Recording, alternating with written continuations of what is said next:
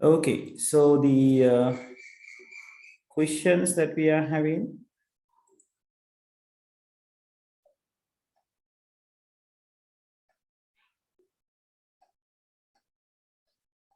Right, so this is the first question that we are having. Draw the expected output of the following HTML code segment when rendered by a web browser. Right, so it's the output that they are talking about. Right, so you should be very specific when you are drawing the outputs. Right, so when it comes to the rendering the output, HTML tag defines the output, body defines the body part, HTML defines the entire HTML document, and this is a comment and it has no effect on here. So for paragraph, it says social networking has, and a break tag is here. So you can have S capital, social networking has, and the breaking is happening, and then advantages and disadvantages. So advantages, don't put any unnecessary blank lines in between, right? Advantages, and underline is happen to the advantages, and then it says and disadvantages, right? Then it is done. So the marking scheme shows the way it's going to be. It's going to be like that. So social networking, did we had as N capital one? No, the simple N not the capital N. Social networking වල එන්නේ simple N එකක් තියෙන්නේ. So it's going to be a simple N, not a capital N. Right? Social networking has advantages and disadvantages. So 1 mark is given. And in the second one, they are asking the same to write the output, the table. So you have to identify the time and the event. Right? They are working as THs. Right? So since they have TH couples, time and the event should be bold and center aligned. Right? And rest of the things are the TDs. So there should be a 2 lines for time and couple, so time and event. It is bolded and center line, and the rest of the things should work like this, right? So 8 a.m. left align, drama left align, then 10 a.m. left align, news left align, and in the last line it says call span lunch, call span 2 and lunch. So call span means like spanning 2 columns. They say call span 2, so it will span 2 columns, and lunch will be here. Right, so this is going to be the output. They said don't worry about the border style. Border must be there, but border style make me thick border එකක් විදිහට යන්න ඕනේ නැහැ. Just single borders වලින් වෙන් කරලා තිබ්බනම් still you are getting the marks, and there is a caption right in the code. So schedule should be there. This particular schedule, it should be center aligned. No bolding is happening, right? But center line. So if you got it that way, you are going to have 2 marks.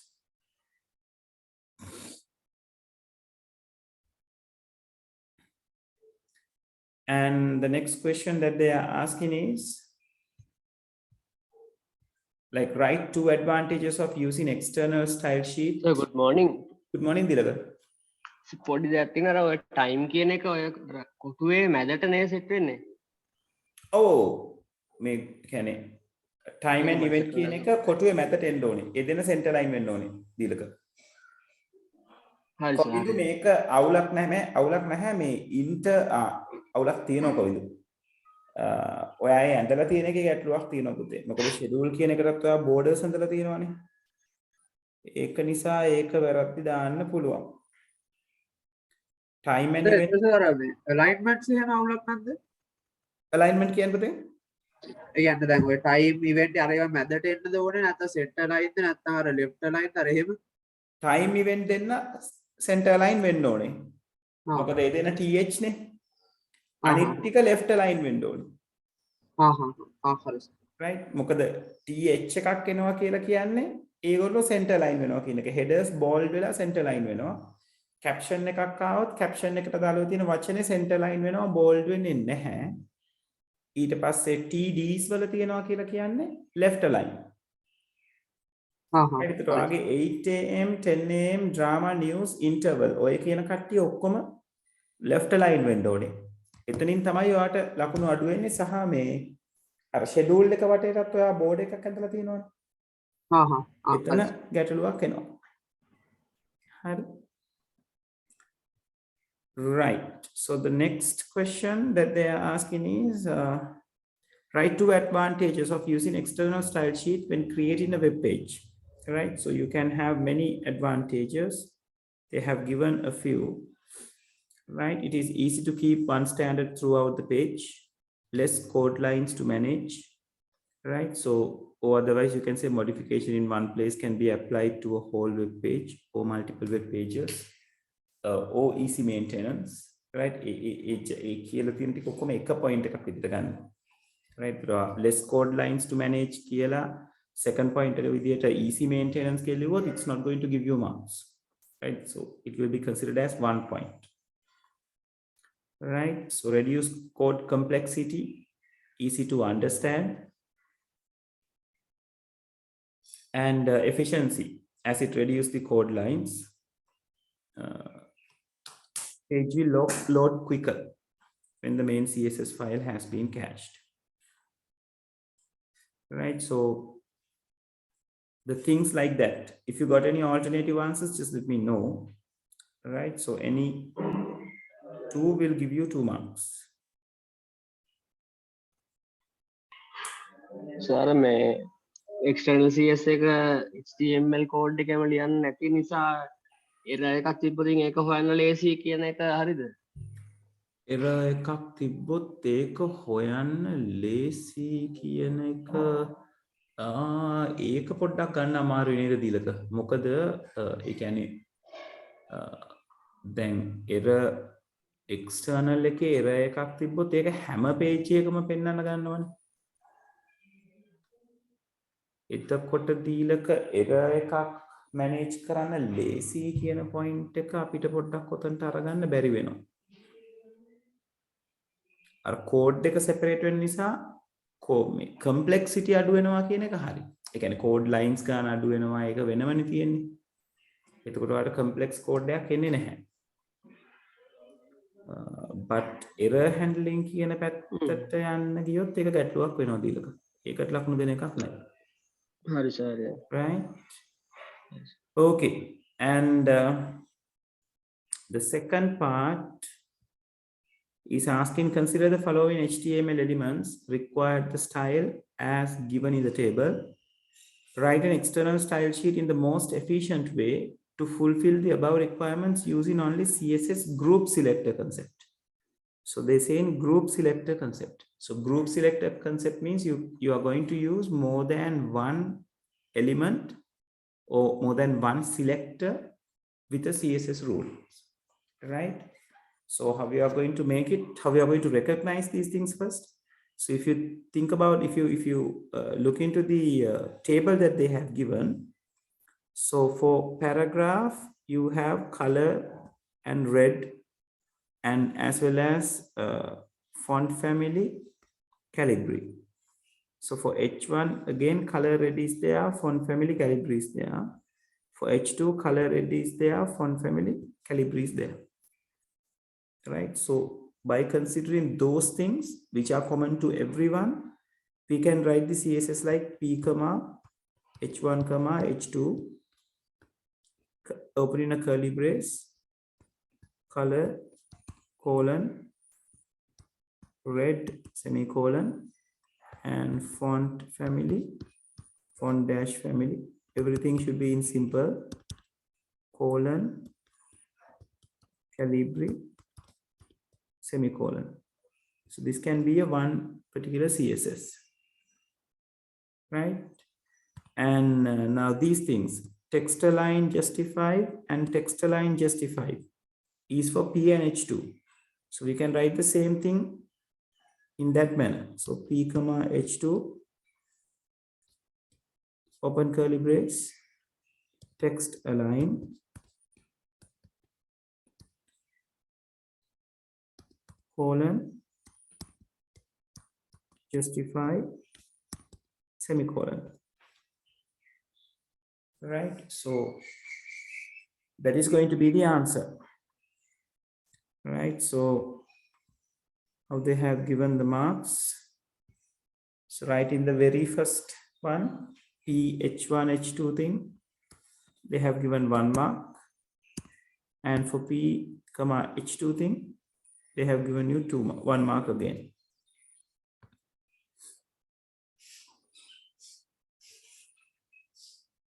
Right? Okay. No, only since they are asking about an external style sheet, are they specifying that is said as external style? Yeah, though since they are talking about external style sheet, if you write style tags, then it's going to be a wrong one, though, because we use external, like style tags are being used to define an internal style sheet. In an external style sheet, we just write the code that we are saying. මේක අපි ලියනවා. ලියලා අපි මෙයාව save කරනවා මොකක් හරි නමකින්. Right, my style.css කියලා මොකක් හරි නමකින් save කරනවා. We are not going to use any style tags පුතා. If you put style tags, have they said something spelling essentially no spacing defect. මුකුත් මාකින් එකේ කියලා නැහැ style tag දාලා තිබුත් වැරදි දාන්න කියලා, but having style tags means making it as an internal one, right? So සමහර විට ලකුණු දෙකම නැති වෙන්නත් ඉඩ තියෙනවා, but හරියට rule එක ලියලා තියෙන නිසා බොහෝ විට එක ලකුණක් අඩු කරයි ලකුණු දෙකේ. So ඒකයි සර් මේ ආයෙමත් පොඩක් කියලා දෙනකොට most efficient way කියන කතාව. Most efficient way කිව්වේ කොතේ මේ? ඒ කියන්නේ මේ කෝඩ් එකේ එකද දීලක? ඔව් සර් ඔව්. ඔව් ඒතර most efficient කියන කතාව වෙන්නේ දීලක මෙහෙමයි. දැන් most efficient නොවන විදිහට අපි කොහොමද ලියන්නේ? අපිට පුළුවන් p select එක විතරක් අරගෙන මේ රතු පාට කොටස ලියන්න. H1 කියන එක අරගෙන රතු පාට කොටස ලියන්න. H2 එක අරගෙන ආයෙ රතු පාට ටික ලියන්න. මේ රතු පාටින් ලියලා තියෙන කෝඩ් එක. එතකොටත් එකම දේ සිද්ධ වෙන්නේ. but ඒක most efficient විදිය නෙවෙයි.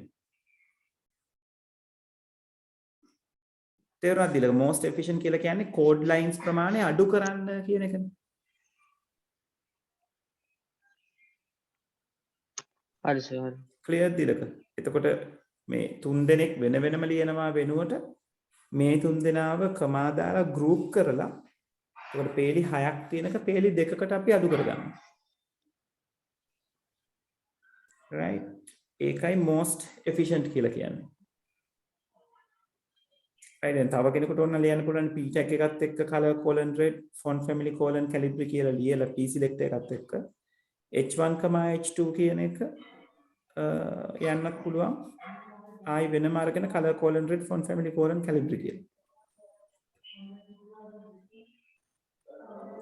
එතකොට සර් දැන් ඔය මේ කෝඩ් දෙක ලියවෙන්නේ අර ස්ටයිල් කියන ටැග් දෙක ඇතුළේද? only අහන්නෙත් ඒකම තමයි. style කියන tag දෙක ඇතුළේ ලිව්වොත් මොකද වෙන්නේ? style කියන tag දෙක අපි පාවිච්චි කරන්නේ internal style එකක් ලියන්න. ඒ කියන්නේ web page එක ඇතුලේ styles ලියනකොට තමයි මේ style tags පාවිච්චි කරන්නේ. මෙයා ලියවෙන්නේ web page එක ඇතුලේ නෙවෙයි. මොකද මේක කියලා තියෙනවනේ specifically external style එකක් ලියන්න කියලා. right. එතකොට external style එකක් ලියනවා කියලා කියන්නේ ඔයාට style tags ඕනේ නැහැ. internal ලියන නම් තමයි style tags ඕන වෙන්නේ. right. external ලියන එකක් අපි නිකන් notepad එකක ලියලා එයාව මේ .css කියන extension එක තියෙන එකකින් save කරනවා. පස්සේ html code එකේ link කියන tag එක පාවිච්චි කරලා අපි මෙයාව link කරගන්නවා මේ කියන css file එක. Clear? Oh, sir. Only, is that okay, Dua?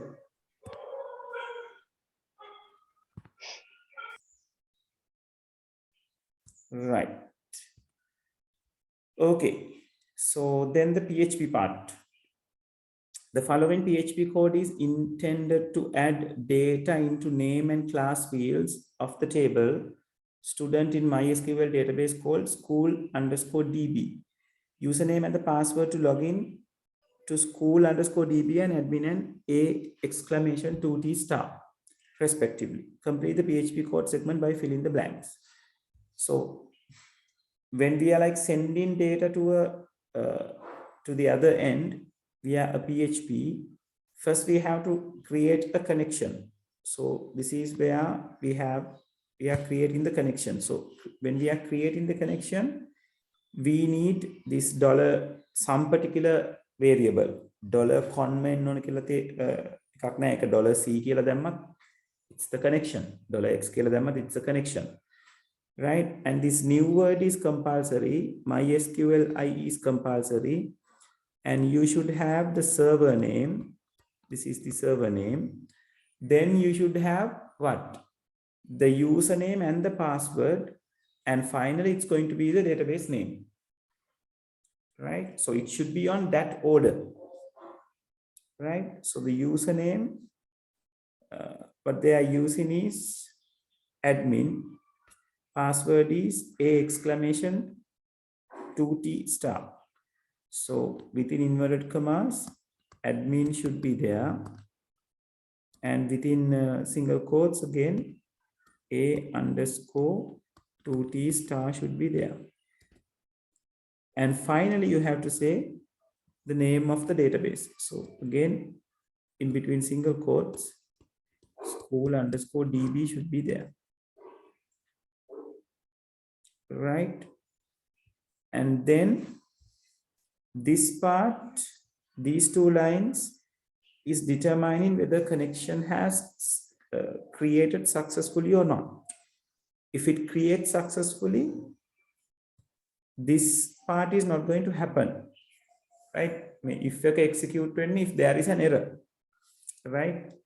Methoding ඒගොල්ලෝ කියලා තියෙන්නේ ඒකයි $con refers to an connection error. Right? So if that happens, this is going to be printed. If no error is found, nothing is going to be printed. So connection එක හැදෙනවා. That's all. Then after we have to write the SQL statement. So why we are writing the SQL statement? Because we need an SQL statement to talk to the database. Right? So there, the request from the question is like, you are required to write the PHP code to add data into name and class fields of the table name called student. So then this is insert into is there, and the table name is student, right? And you have to specify, they have given the values over here. So you have to specify what are the columns that it needs. So PL means the name. So no inverted commas, people. It's just name, comma, and the class. should be here. Right? So now this is just writing what is the SQL statement is. So to effect this in the database, it should be run or executed. So execution is going to happen with this one. $con refers to the query. So here in the brackets, it should give the query variable. Right? It's got a query variable like a $SQL කියන එක $s කියලා තිබ්බොත් ඔයා මෙතන $s කියලා තමයි දාන්නේ. Right? So what they are checking is once the query is executed successfully, it returns the value true. So whether they got the value true or false. True කියලා හම්බුණා නම් it echo, that means you can see it on the web page, new record created successfully. If it is not, it's going to give you the error. Right? Then you can close the connection. Right? So if you jump into the marking scheme and see, yeah, this is how it's going to be. So in row 1, admin should be within single quotes, even double quotes are okay, as they say. And A exclamation 2T star, as well as school underscore DB within the single quotes. Then insert student name class should be there without any single quotes are being used. The third row, it should be $SQL, which is given for the which is given the chance to execute the SQL. Right, so 3 marks will be given to that particular part.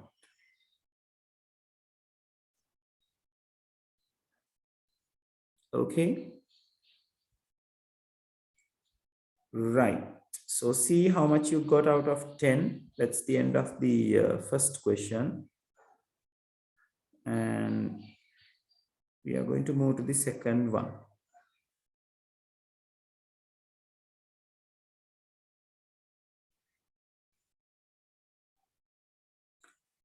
Right, so it is asking match each of the given phrase relating to the commerce with the most suitable item from the list below. Right, so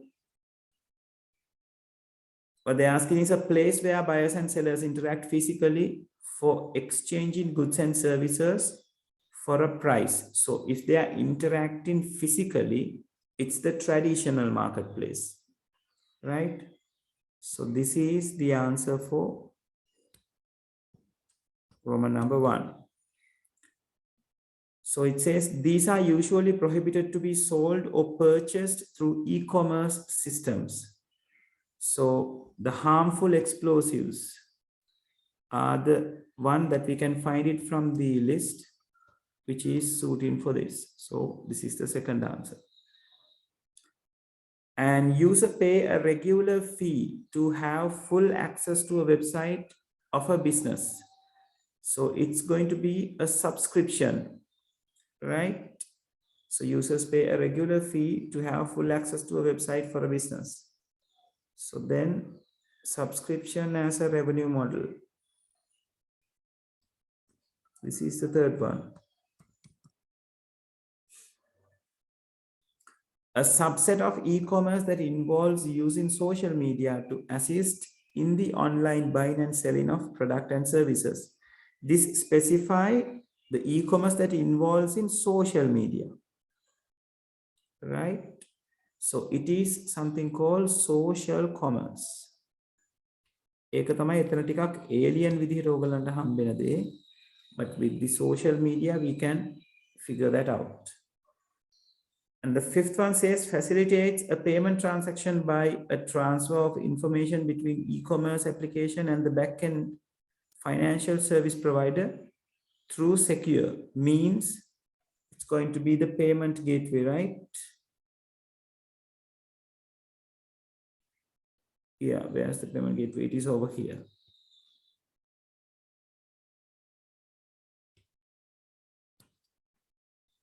Right, so this is the fifth one. And the renewal of vehicle revenue license using the online vehicle revenue license service offered by relevant government office. That is a G2C service. That means this. And the sixth. Right, so that is how the things are being matched. So if you take a look into the answers, first one traditional marketplace, second one harmful explosive, third one subscription as a revenue model, fourth social commerce, fifth payment gateway, sixth government to citizen service. Right, so 1 mark for each answer, so 6 marks for that.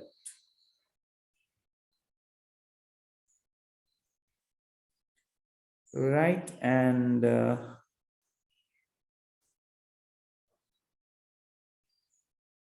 next question.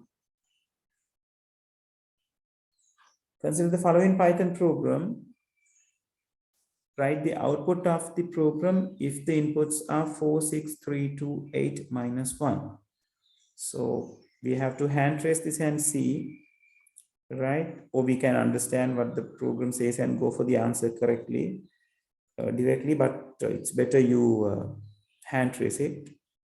So x is starting at 0, n equals int input, right? So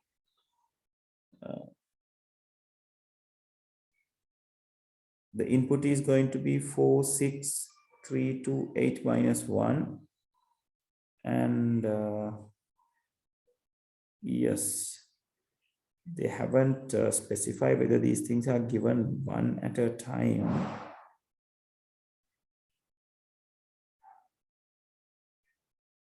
Yeah, that will be a little bit unfair. So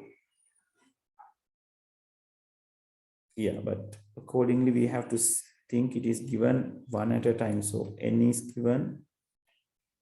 First, it is provided with 4. Right, so n is larger than 0. Yes, it is. So it is correct. N is larger than x. N is larger than x. Yes, that is correct as well because n is 4 and x is 0. So n is assigned to x. So that means 0 will be replaced by a 4 since n is assigned to x. Then it is asking for the other input. That means this one. So n will become 6. And it goes up since this is the last line of the while. So once we take an input, it goes up and check again. N is larger than 6, that is correct. N is larger than x, yes, 6 is larger than 4. So n assigned to the x. So 6 is replaced. 6 will replace the 4. And again, it asks for an input. It gives you 3. Now, n is larger than 0, that is true. N is larger than x, which is not true. X is 6, n is 3. So that is not true means this is not going to happen as well. Ask for another value. So 2 is given. So when 2 is there, while condition is still true, again, this is incorrect because 2 is not larger than 6. So this is not going to happen. Ask for the other one. That means 8. So n is 8 and n is larger than 0. Yes, it is. N is larger than x. Yes, it is because n is 8, x is 6. So this is true. That means this is going to happen. N is assigned to x. So 8 will be assigned. Then ask for another one. So they are going to give -1. It goes to the while condition again and checks. So now the while condition is false. So it comes to this. So it prints 8 because it is asking you to print X. Right, so the answer for this is 8. And they're asking what is the purpose of this program, right? So what is the purpose? The program will choose the largest number from the given positive numbers until minus value is entered as an input, right? So that idea should be there, right? So the purpose is finding the maximum or largest or biggest or greatest in a list of positive numbers. Sir, Oh, the ඔය අර මේ positive කියන වචනයට යටින් ඉරක් ඇඳලා නැති හින්දා oh, මම ඒක ලිව්වේ නැහැ කියලා ලකුණු හම්බෙන්නේ නැතුව තියෙනවා සර්. මෙහෙමයි positive එක ආවේ නැති වුණොත් දීලක වෙන්නේ දැන් positive කට්ටිය ගෙන්නේ ලොකු එක්කෙනා තෝරන්නේ. දැන් මෙතන ඉරක් ගහලා නැති නිසා ඒක consider නොකර ඉන්න පුළුවන්. ඔයාලට ලකුණු දෙක හම්බ වෙයි. නමුත් it's better you mention it. හරි සර්.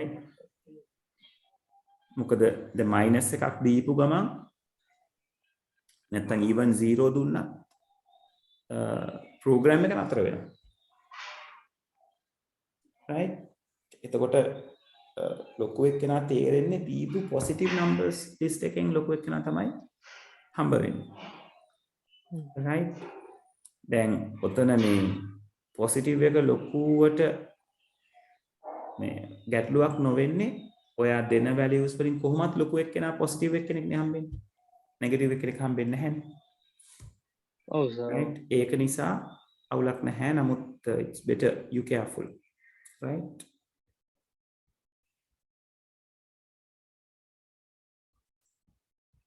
okay, so ඒක හරියට ලියලා තියෙනවා නම් එතනට ලකුණු 2යි. so that is how we are going to have 10 marks for that.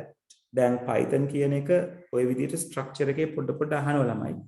so get ready. right? so the third question, yeah, so regarding the ER diagram, consider the following entity relationship diagram which represents the information about projects conducted by the staff attached to a software development company. The number of hours that each staff member works on each project is recorded. Draw the attribute number of hours in the relevant position of the ER diagram with the correct symbol and the label. So it says number of hours that each staff member works on each project. So staff member entity is staff member and the project entities are mentioned there when they are talking about this number of hours attribute. So that means it is something belongs to both the entities, right? So because of that, it should be in between staff member and the project. That means your entity is going to go here, same number of hours. So it's going to be a descriptive one, right? So for the write in the correct symbol and put in the particular name, you will be given 1 mark. And then what they are asking is, for each accepted project, a temporary location is rented for the staff for the duration of the project. For each location, the owner name, phone number, address, rent date, and rent period are recorded. So they are proposing a new entity, right, where we are going to capture it as location, right? And it has these attributes: owner name, phone number, address, rent date, and rent period.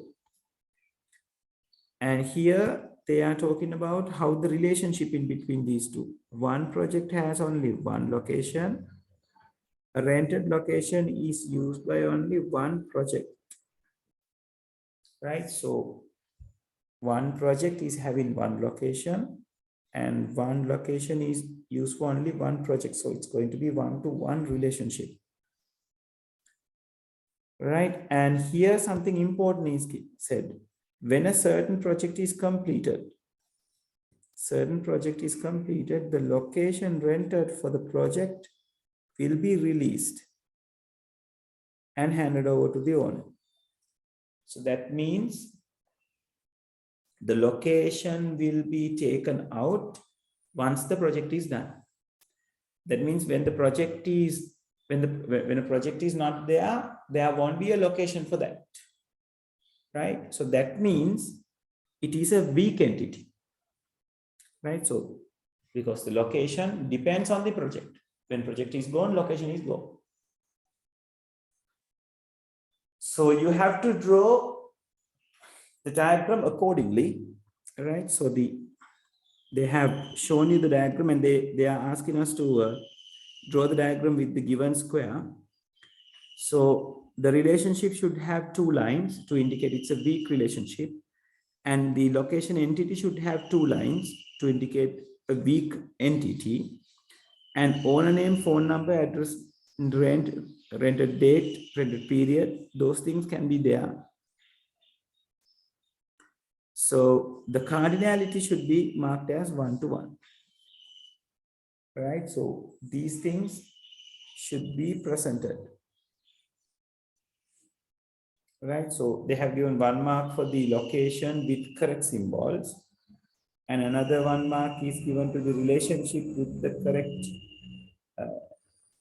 symbol and for connecting in between the project and the entity, the project and the particular location. And all 6 locations attribute with correct symbols. So that is 1 mark, having attributes around the location entity, and 1 mark for completeness, right? So they are saying like full marks for the ABC is considered, exact spelling, and case with no spaces. Those are the things are being considered for the last mark, which is given by them.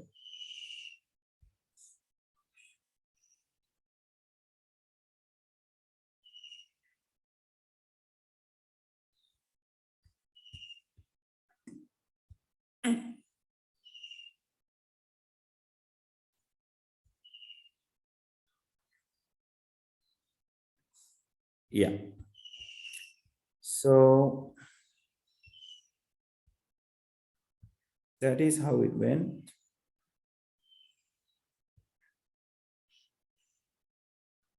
Yeah, the part B is asking for you to fill the blanks, right? So first blank, provide IP addresses for the given URL and the web address. So it's clearly DNS. File transfer protocol, simple mail transfer protocol, and the telnet services are implemented in the application layer, because all the applications that we are using are in the application layer of the OSI module, right? So file transfer protocol, we use them to upload the files. Simple mail transfer protocol, that is for sending the emails, right? Telnet, that is for the remote access, right? So all these things are application layer because they are applications which is used by the users of the OSI module. With the blank, a device may get different IP addresses every time it connects to the network. So it's the DHCP. If the particular one is getting different IP addresses when connecting to the network, it's a DHCP. So this, it says, help to effectively manage the available IP address. So this is CIDR.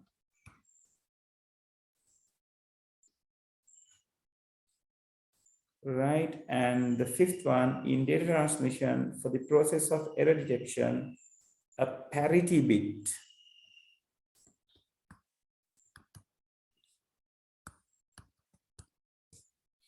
Right, so that should be the answer for the next one. So this is the way they have given the marks. They have given 5 marks for having those details.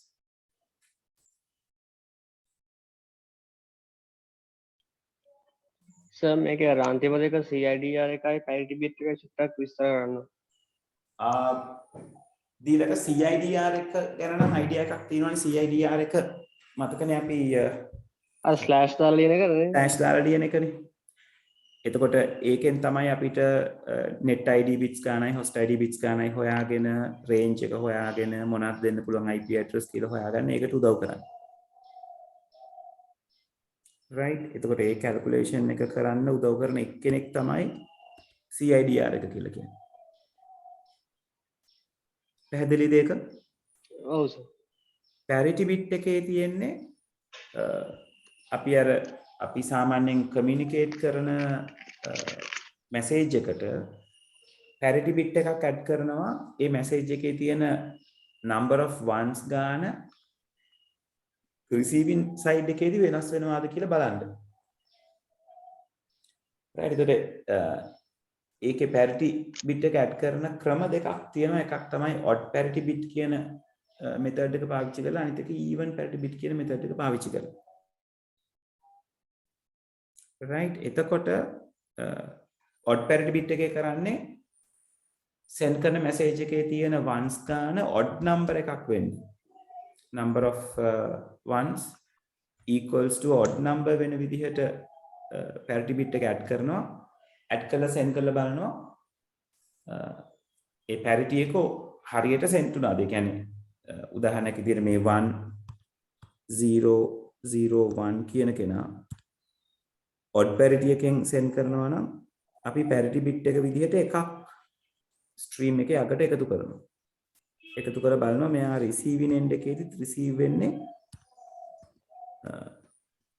මේ විදිහටමද කියන එක. ඇත්තටම විදිහ ගැන නෙවෙයි ඒගොල්ලෝ බලන්නේ with number of ones කියන එක කෙනා odd number එකද තියෙන්නේ කියලා බලන්න. එහෙම වුණොත් ඒගොල්ලෝ තීරණය කරනවා ඒක ඕකේ කියලා. හැබැයි මේකේ error එකක් වෙලා detect නොවෙන්න පුළුවන් ක්‍රමයකුත් තියෙනවා. පාට message එක deliver වුණොත් මේ විදිහට 1 and 4 zeros කියලා deliver වුණොත් මේකේ error එකක් තියෙනවා but not detect. මොකද parity bit එක තියෙනකොට check කරලා බලන්නේ number of ones odd number එකකට equal වෙනවාද කියන එක මිසක් how many number of ones කියන එක බලන්නේ නැහැ. right, එතකොට මේක receive වුණොත් මේ විදිහට 11000 කියලා ඒක පැහැදිලිවම detect වෙනවා. මොකද මෙතන even number එකක් තියෙන්නේ. ඒක නිසා error. right, ඕක තමයි parity bit එකේ කතාව. right, ඒක odd parity even parity කියලා දෙකකට කතා කරනවා. odd නම් odd number එකක් තියෙනවද කියලා check කරනවා. even නම් even number එකක් තියෙනවද කියලා check කරනවා. number of ones. හරි සර්. හරි. right, so the fourth one, an operating system uses process control block to maintain important information about each process. Read the following scenario and answer the given questions. Rani starts a computational application on a single process computer. While the relevant computation are in progress, she starts a web browser application as well in order to search for some information. Write down the content that will be stored in the following PCB fields of the computing process when computing process to the web browser process context switch is made. Right, so they are asking write down the content that will be stored in the following PCB fields. Right, so in program counter it is always holding what is the next instruction to be executed. Right, it doesn't matter what is the process that is being executing. program counter always keep the track of what particular instruction is to be executed next, right? And process state, now this particular one happens due to what? Like here they are not talking about any input output weights, right? So it says when the computer process is switched with web browser process, right? So because of that, they have taken the process state as ready.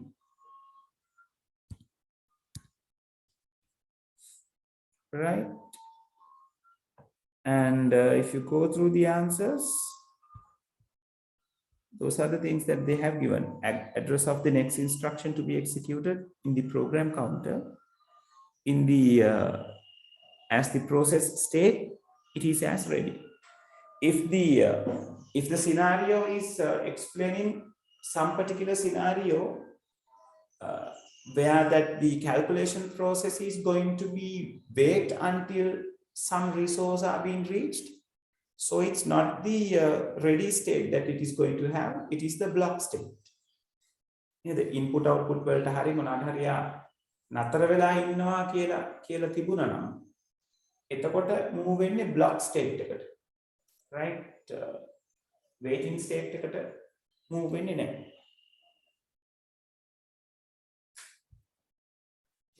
Right.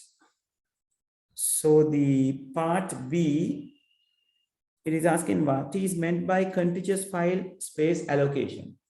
So contiguous file space allocation means what? Storing the data inside the blocks which are adjacent to each other in a particular storage, right? So it is there in the storage allocation methods in the operating system. So they are asking some new stuff. So just go through those area. So there are 3 types of allocations, right? Contiguous, linked, and indexed allocation. So just get to know about those, because there is a question regarding the linked allocation in 2020 paper, right? Where you have to clarify. But here they are just asking what is meant by the this particular contiguous file allocation. So the answer should go like this. Space for a file is allocated as a collection of consecutive or adjacent or contiguous or continuous blocks. Right, so that idea should be there.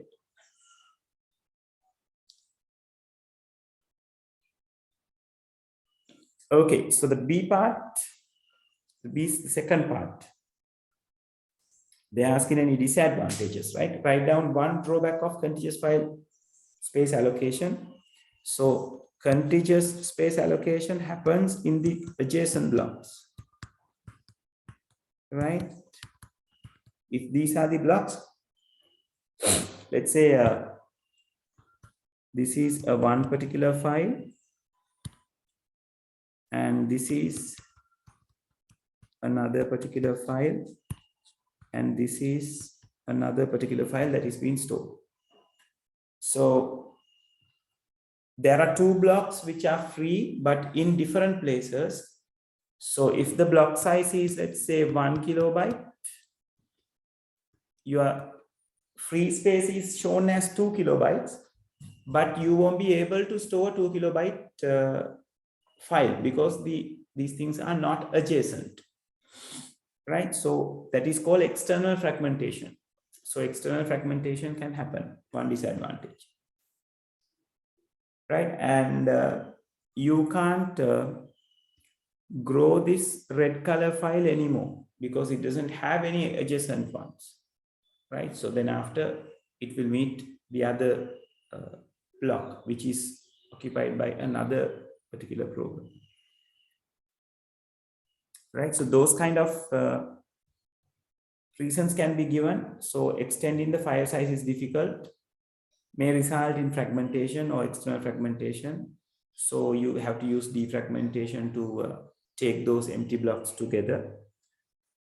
The expected final file size must be known at the time of creation. Yes, because otherwise we won't be, otherwise we will not allowing to extend the file as we want. මොකද adjacent ඒවා නැති වුණොත් file එක ඊට එහා ලොකු කරන්න දෙන්නේ නැහැ. නිසා අපි file එක කොච්චර ලොකුද කියලා දැනගෙන තමයි store කරන්න ඕනේ. Right, finding space for a new file is difficult. Right, so 1 mark. So they are just asking any one particular point, so 1 mark. So එකයි උතර external fragmentation එකට අමතරව internal fragmentation කියන එක අපිට තියෙනවා සර්. Internal fragmentation කියන එක දීලක contiguous allocation නිසාම සිද්ධ වෙනවා කියලා අපිට අරගන්න බෑ. මොකද internal fragmentation කියලා කියන්නේ block එකක් ඇතුලේ භාගයට පිරෙන එකනේ. එතකොට ඒක අපිට ඕනම allocation method එක internal තියෙනවා කියලා කතා කරන්න පුළුවන්.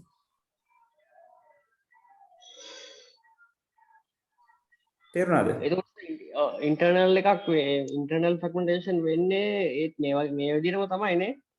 ඔව් internal වෙන්නේ දීලක දැන් මේ අපි මම දැන් අඳපු එක block එකක් 1 kilobyte නේ.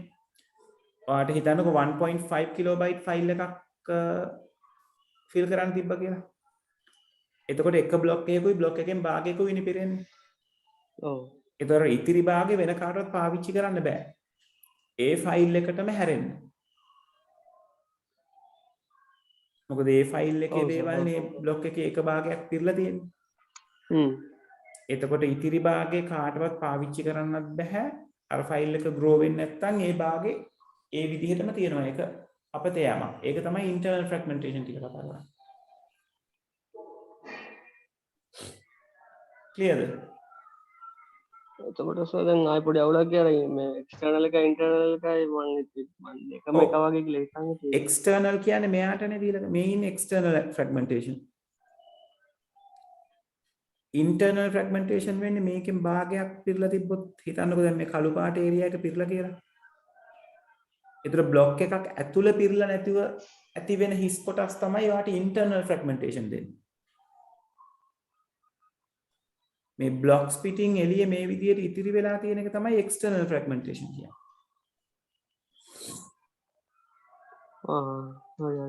හරි. එතකොට දැන් ඔයාලා ෆයිල් එකක් allocate කරනකොට මේ එළියේ තැන් වල විසිරලා තියෙන හිස් blocks ටික ළඟට එකතු කරගත්තොත් අපි defragment කරාම වෙන්නේ ওই හිස් blocks ටික එක ළඟට එකතු වෙනවා. එතකොට external fragmentation කියන concept එක නැති වෙනවා. internal fragmentation නැති වෙන්නේ නැහැ. ඒ එක ළඟට එකතු කරා කියලා මේ භාගයට පිරලා තියෙන block එකේ කෑල්ලක් එතනට එන්නේ නැහැනේ. ඔව්. right? ඕක තමයි internal and external කියලා අපි කතා කරන්නේ. හරි සර් හරි. right? right. Then, however, contiguous allocation is feasible to store a set of files on a CD-ROM. Why? Yes, like we can use that contiguous allocation in CD-ROM because CD-ROM is, we have taken a CD-ROM to write only once. So when we are writing the files, we know how big, like what are the size of the files that we are going to store inside this disk. And since we are not going to write it again, contiguous allocation won't be a problem. දැන් ආයෙ එකේ ලියන්න යනකොටනේ ඉඩ මදි නම් අපිට ඒක ඉඩ හදා ගන්න වෙන්නේ. but CD-ROM එකක් read only memory type CD එකක් එක සැරේ run කරන්න write කරන්න පුළුවන් වෙන්නේ. so if you write it once, that's all. Then and there you won't be able to write anything on that. Right? So because of that, we can say it is suitable for a CD write-in one. Right, so it says final size of the file to be stored are known in the CD. On a CD-ROM, there is no deletion of files, thus there is no danger of fragmentation. Yes, the file delete කරාවත් අපිට fragmentation හැදෙන්න පුළුවන්. ඒ කියන්නේ data delete වෙනවා කියලා කියන්නේ ආයෙත් his blocks හැදෙනවා කියන එකෙන් තැන් වල. Right, and there is no need to extend file sizes. Yes, because we are not doing that. So any point will give you 2 marks. right? And in the next question, it is asking, in addition to the normal data items, write down one other information that is exists in the file block in the linked file space allocation scheme. So like linked file space allocation scheme, that means each and every block where the data is taken are linked with one another.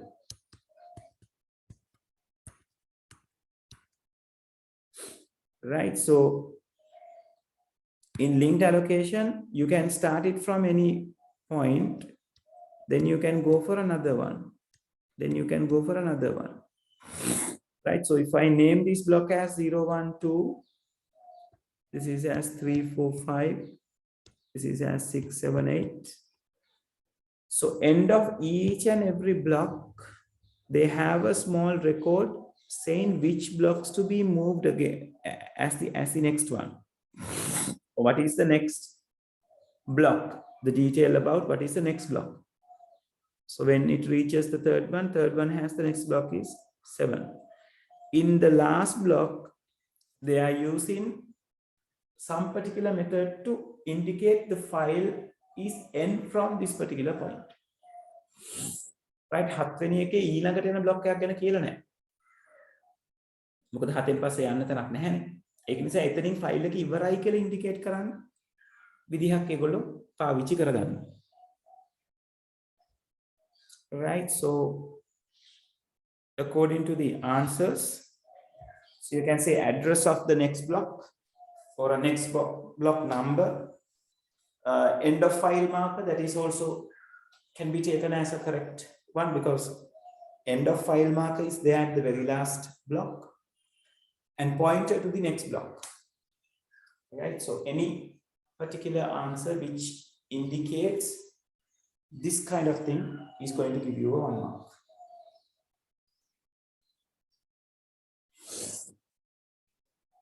Clear, Ramai?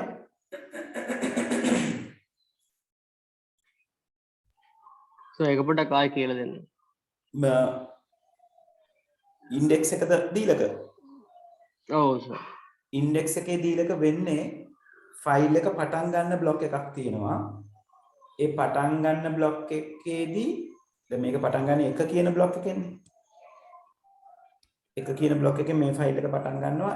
A block එක ඉවර වෙනකොට එයාගේ ඊළඟ data ටික තියෙන්නේ මොන block එකේද කියලා ඉවර වෙන බ්ලොක් එකේ යාග ලියලා තියෙනවා. ඒතර මේ ෆයිල් එකට බ්ලොක්ස් තුනක් තියෙනවා. පළවෙනි එකයි, තුන්වෙනි එකයි, හත්වෙනි එකයි. ඒ තුනේ තමයි ඩීටේල් දාලා තියෙන්නේ. පිළිවෙල තමයි 1 3 7 කියන පිළිවෙල. එතකොට එක ෆයිල් එකක් ඔතන ඉවර වෙනකොට, ඒ කියන්නේ එක බ්ලොක් එකක් ඉවර වෙනකොට ඒකේ අග සටහන් කරලා තියෙනවා, රෙකෝඩ් කරලා තියෙනවා මොකද්ද ඊළඟට යන්න ඕන බ්ලොක් එක කියන එක. ඒක තමයි ඔය ෆයිල් පොයින්ටර් එක next block එක කියලා අපි කතා කරේ.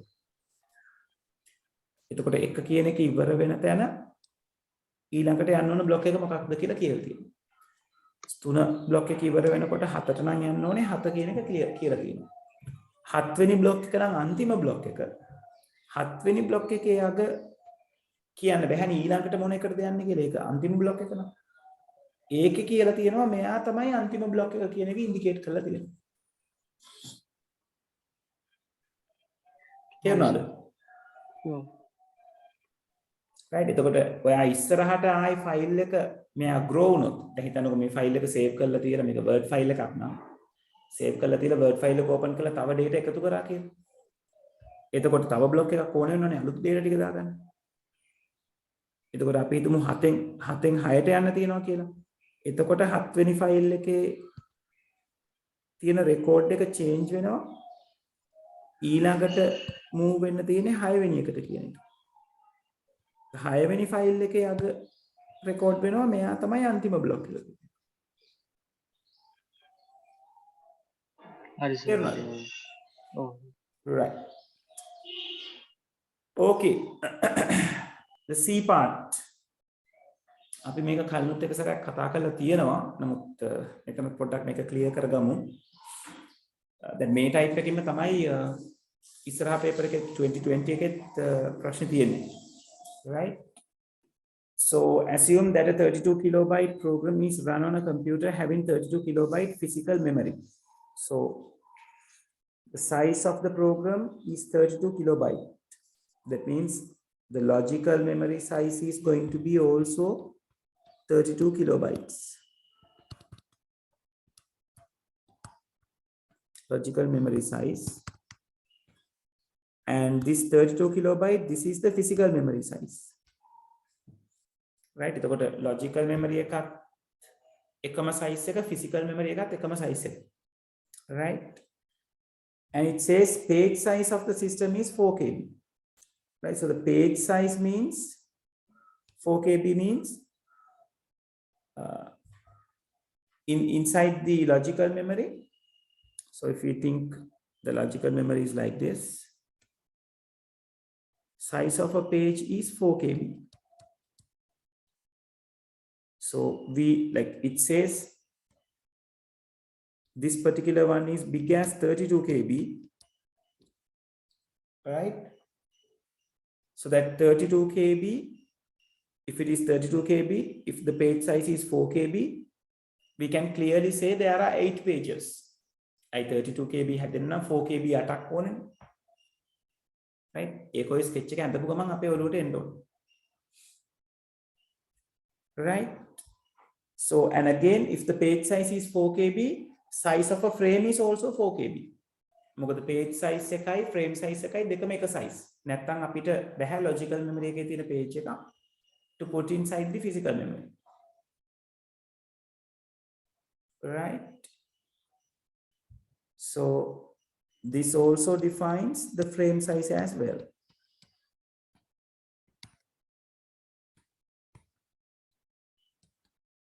Right, and some details are here. Only a few selected fields of each page table entry is shown. So page table entry can be a bigger one. The frame number is indicated in binary. So the frame number that is indicates in binary. Right, so binary තමයි අපිට ඇත්තටම ඕන වෙන්නේ frame number, page numbers. Right, so here the page numbers are defined in the decimals. Right, so it will be easier if we write the page number in binary. So 0 means 3 zeros, 1 means 001, 2 means 010, 3 means 011, 4 means 100, 5 means 101, 6 means 110, 7 means 111. Right?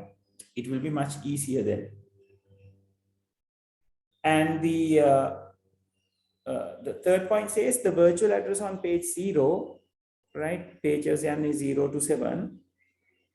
Page 0 are from 0 to 4095. So you can make page page addresses from 0. You can palavenima byte eකට තියෙන 0.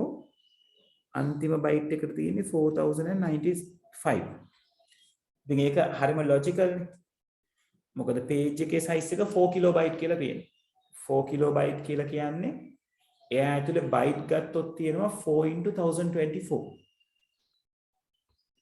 Right? So 4 into 1024 means 4096.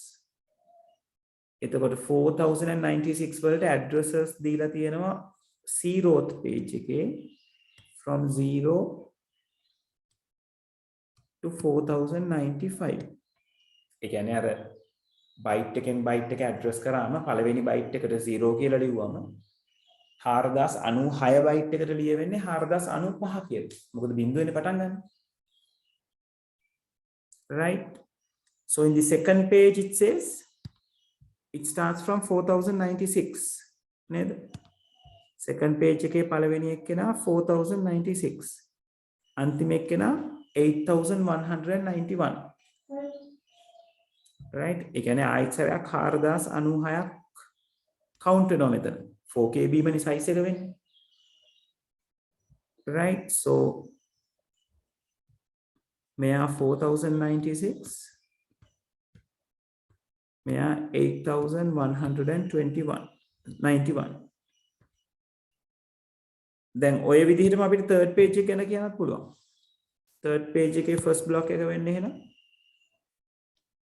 8192.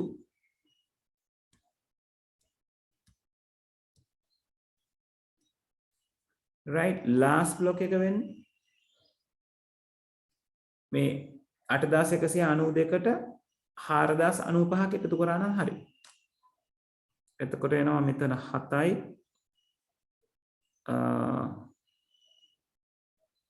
කොබලම් 9918න් 8 එකක් ඉතිරි. මෙතන 2යි 8යි 4යි 12යි 12287 තමයි මෙයාගේ last block එක වෙන්නේ. ඔය විදිහට අපිට ඕනනම් pages 8ේම starting block එකයි ending block එකයි ගැන idea එකක් ගන්න පුළුවන්. ඒකට මේකේ pages එන්නේ 0 1 2 3 මොකද logical memory එකේ pages තියෙන්නේ adjacent 0 1 2 3 4 5 6 7 විදිහට adjacently තමයි තියෙන්නේ. හරි, මේක clearද?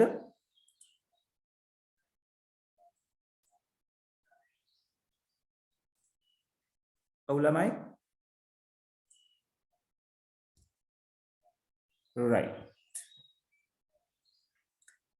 So the present absent bit, it is talking about the present absent bit indicates the validity of the entry. If this bit is 1, the entry is valid and can be used. If it is 0, then the relevant virtual page is not in physical memory. So that means the places where it indicates 1, these places can be used. It's a valid entry means these pages, the matter අදාළව ඉන්න මෙන්න මේ pages ටික physical memory එකට දාගන්න පුළුවන්. මේ ටික මේ 0 තියෙන ඒවායින් indicate කරන්නේ එහෙම දාන්න බෑ. ඒ කියන්නේ ඉඩක් නැහැ. එක්ක ඉඩක් නැහැ. එක්ක ඒ page එකට අදාළ කොටස් ටික run වෙලා ඉවරයි. right? ඒ 0 වලින් කියන්නේ physical memory එකේ යා නැහැ කියන එක. කියන්නේ RAM එක ඇතුලේ ඒ pages දෙක නැහැ කියන එක. RAM එක ඇතුලේ pages දෙක නැති වෙන්න හේතු තියෙන්නේ එක්ක RAM එක ඇතුලට අරගෙන නැහැ නැත්නම් අරගෙන run කරලා ඉවර වෙලා. right? ඔය හේතු දෙක විතරනේ අපිට ගන්න පුළුවන් වෙන්නේ. logical memory එකෙන් physical memory එකට තාම අරගෙන නැති වෙන්න පුළුවන්. නැත්නම් අරගෙන run කරලා ඉවර වෙන්න පුළුවන් මේ pages දෙකට අදාළව තියෙන details. right? Somehow the present absent bit 0 is indicating these particular pages are not in the physical memory. right? Eka clear the present absent bit eke role eka clear the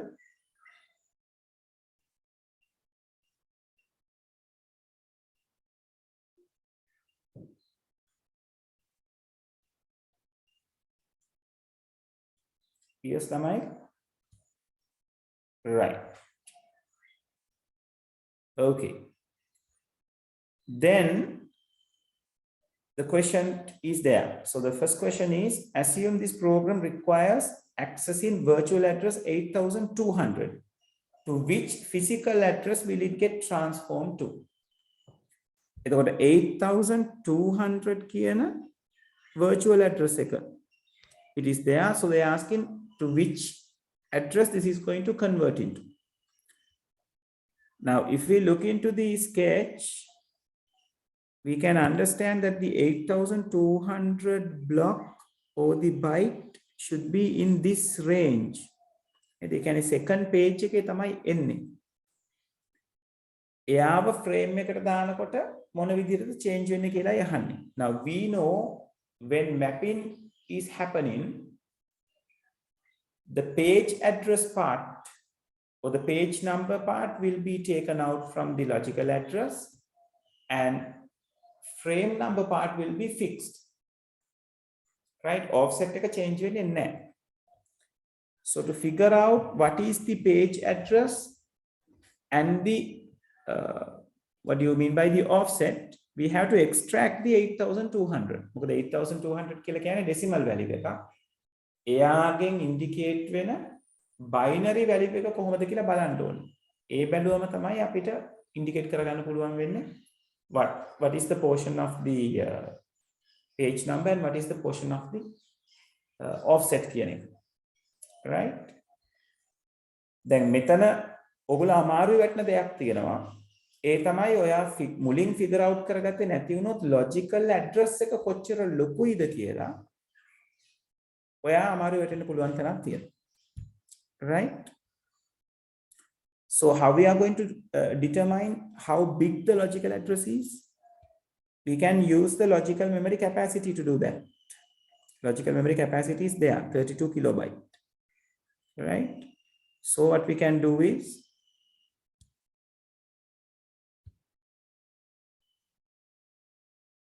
right, so we can say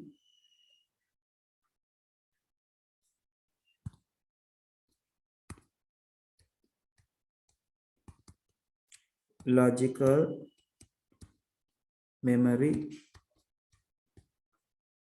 capacity equals 2 to the power total bits in the address. Right, so logical memory capacity is 32 kilobyte as the question says. So this we don't know. So you can't compare these two without converting the 32 kilobyte into byte because they haven't given any address in mod. So we assume it is a byte addressable one. So this 32 KB needs to be converted into bytes. So 32 means 2 to the power 5. To convert it into a kilobyte, we use 2 to the power 10. Now it has the numbers of bytes. So which says 2 to the power 15 byte will equals to 2 to the power x. So therefore, x equals 15.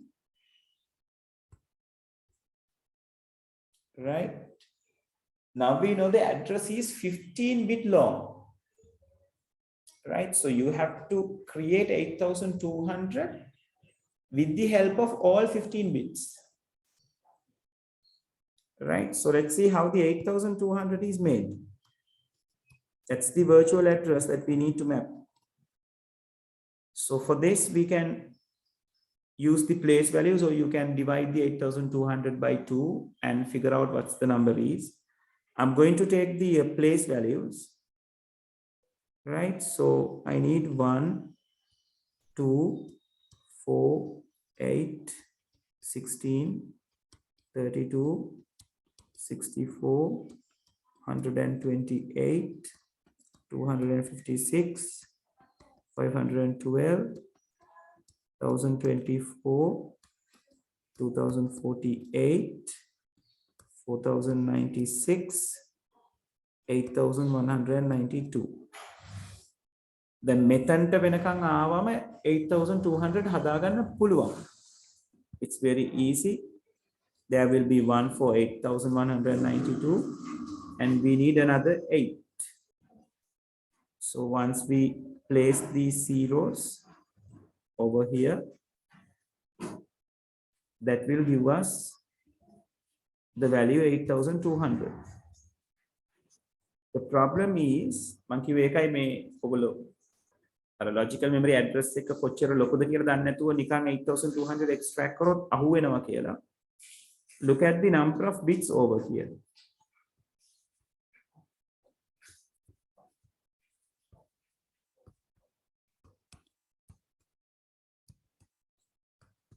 So there are only 14 bits, but our address is 15-bit long, right? So that means you need another 0 over here to complete the address. So the place values will be 16,384, the place value, right? So this is the total address which indicates the 8200. Make a clear the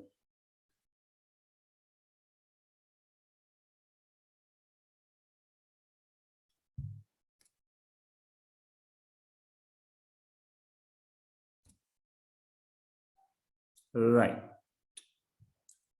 Then what we have to do is we have to see how many bits are there for the page number. Right. So page number එකේ කොච්චර තියනවද කියලා හොයාගන්න තියෙන ලේසිම වැඩේ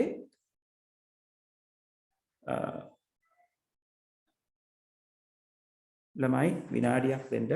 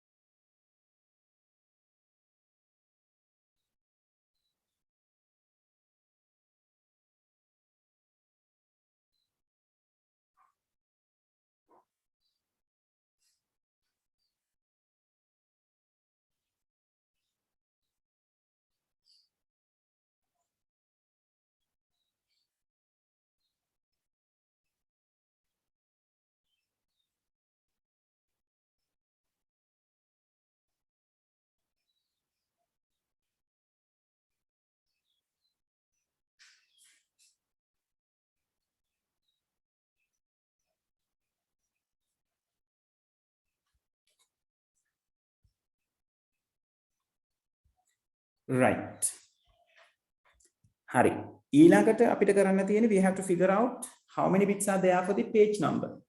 Right? So page number, to figure out the number of bits in the page number, there are two ways that you can do. Either you can figure out number of pages, then taking that number of pages as a 2 to the power will give you how many page number bits are there. Or you can find out how many bits are there for the offset, then deducting that from the 15, the total bits will give you the number of bits to the page number. Right? දෙවෙනි විදිහෙන් යන්නම්. So here in the question they have given us the page size. They say it's 4 KB. So this 4 KB can be equal to 2 to the power offset bits. So 4 KB means what? 2 to the power 2 into 2 to the power 10 bytes equals to 2 to the power y. Let's say offset bits as y. So that means 2 to the power 12 byte is equal to 2 to the power y. So that gives us y equals 12, which is the offset bits. Right? So therefore page bits or page number bits equals 15 minus 12.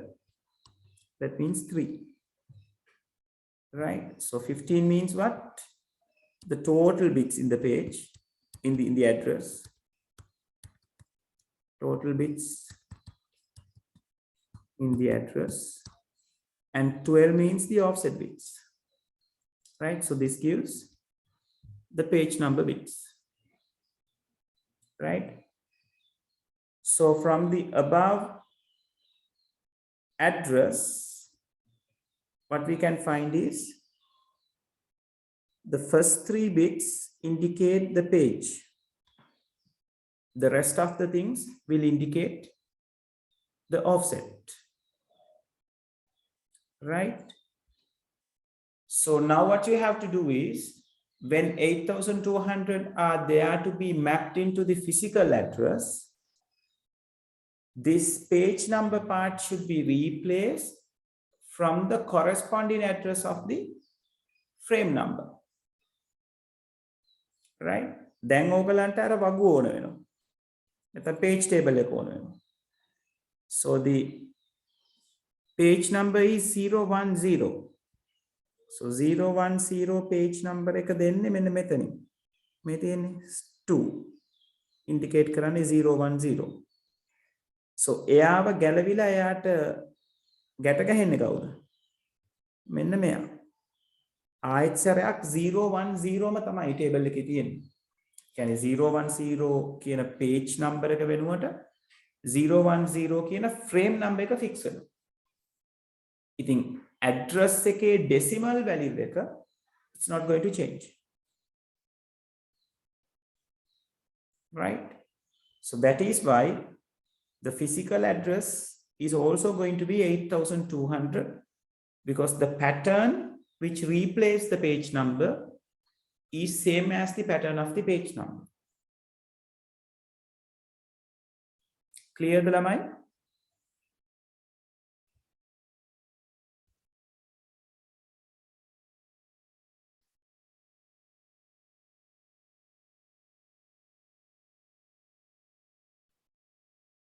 ඔව් ළමයි වැඩේ පැහැදිලිද?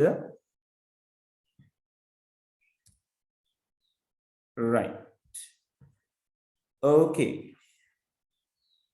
So the answer for this is going to be the 8200. එතකොට අර ඔය අපි කරලා බලපු ටික දැන් මම කතා කරන්නේ කරේ ඕක equations ටික ගැන idea එක තියෙනවා නම් ටක් ගාලා කරලා ඉවර කරන්න පුළුවන්. So they are only expecting the answer. So the second part is saying write down one advantage that the use of page table brings with respect to the program size compared to the size of physical memory, right? So the other advantage is the chance, or like the ability of running the programs which are larger than the physical memory. මොකද page table එක define කරගත්තම, and the operating system has a page table, if a particular program is bigger than the physical memory, that means the pages will be more than the frames. Program එක ලොකුයි කියලා කියන්නේ physical memory එකට වඩා physical එකේ තියෙන එකම size frame, logical එකේ තියෙන එකම size page. එතකොට physical එකේ තියෙන frames ගානට වඩා logical එකේ තියෙන pages ගාන වැඩි. Program එක ලොකු වුණොත්. So page table will help out of those bigger number of pages, which pages are to be sent to the physical memory, right? So which will help the operating system to run the programs which are larger than the physical memory.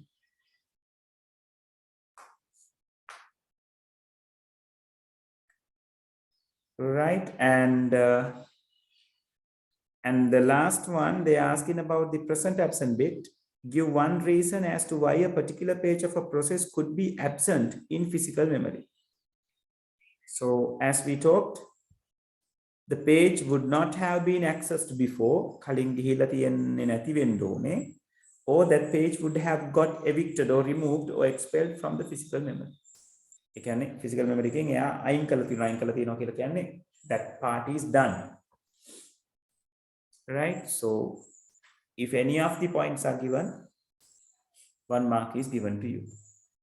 The main question, just go through again and again, people, right? You will definitely be getting this kind of a question.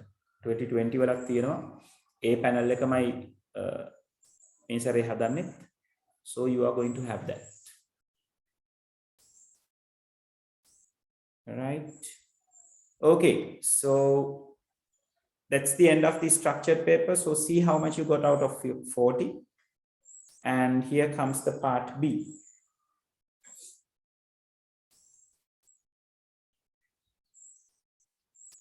Right. So part B. Yeah, so the first question is quite easy, right? So what they are saying is, like and there are 3 particular inputs, if the majority of the inputs are 1, output is going to be a 1, otherwise going to be a 0, right? So it's something easy to understand. So this is going to be your output. So the places where they got ones in majority, that means may combination okay, there are 2 ones, so majority of inputs are ones. Likewise, this situation, and this situation will give you ones. Rest of the things are going to give you zeros. So if the truth table is drawn correctly, you are given 4 marks. Right? And they have asked you to simplify the thing using a K-map. This is the first time that they have specifically said in the question to simplify it using the K-map, right? So K-map can be drawn in many different ways, right? ඔගොල්ලෝ මෙතන පාවිච්චි කරන combination එකට අනුව K-map එක change වෙනවා, right? As well as these two. But your final answer should carry this. එක මොන පැත්තට ආවත් final answer එක okay ndo. Right? Okay. Is it clear until to this point, people?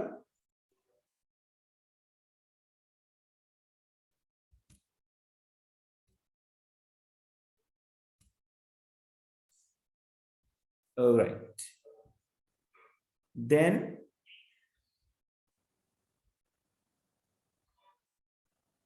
the next one, if the K-map is done correctly, 6 marks is given, 6 marks are given, right? K-map එකේ ගැටලු තියෙනවා නම් මට picture එක එවන්න මම ඒතර බලන්නම් හරිද වැරද්ද කියන එක.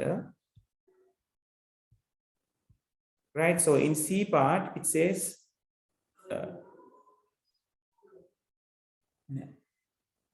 hold on people.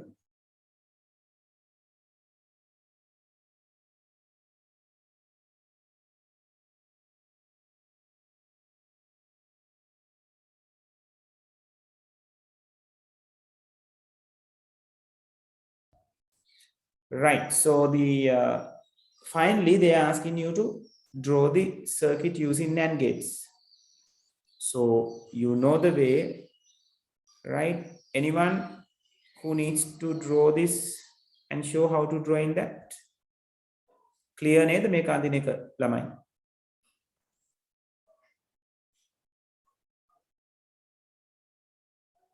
If it needs to be drawn, just tell me. It's a simple gate questions and we have done a lot of drawing regarding this, right? So if the correct circuit is there, then you are given 5 marks, yes, 5 marks, as they say, right? So this should be the output. Okay, so that gives you the 15 marks. So see how much you got out of 15. Anyone who has done the second question?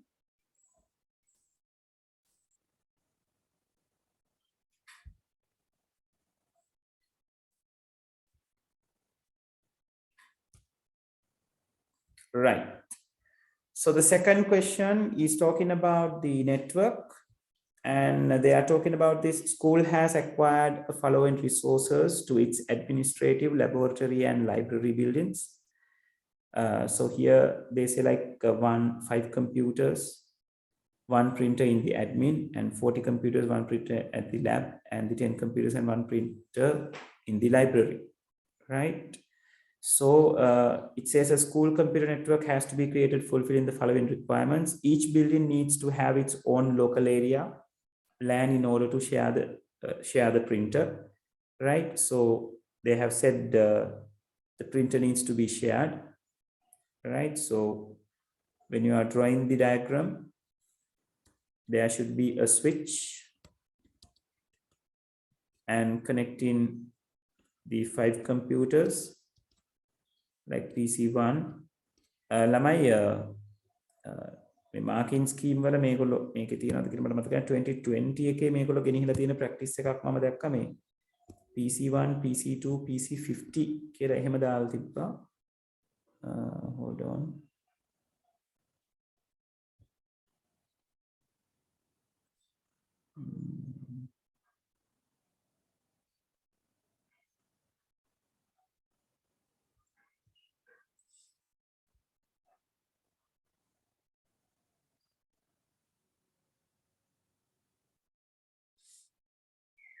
අපරකින් ළමයි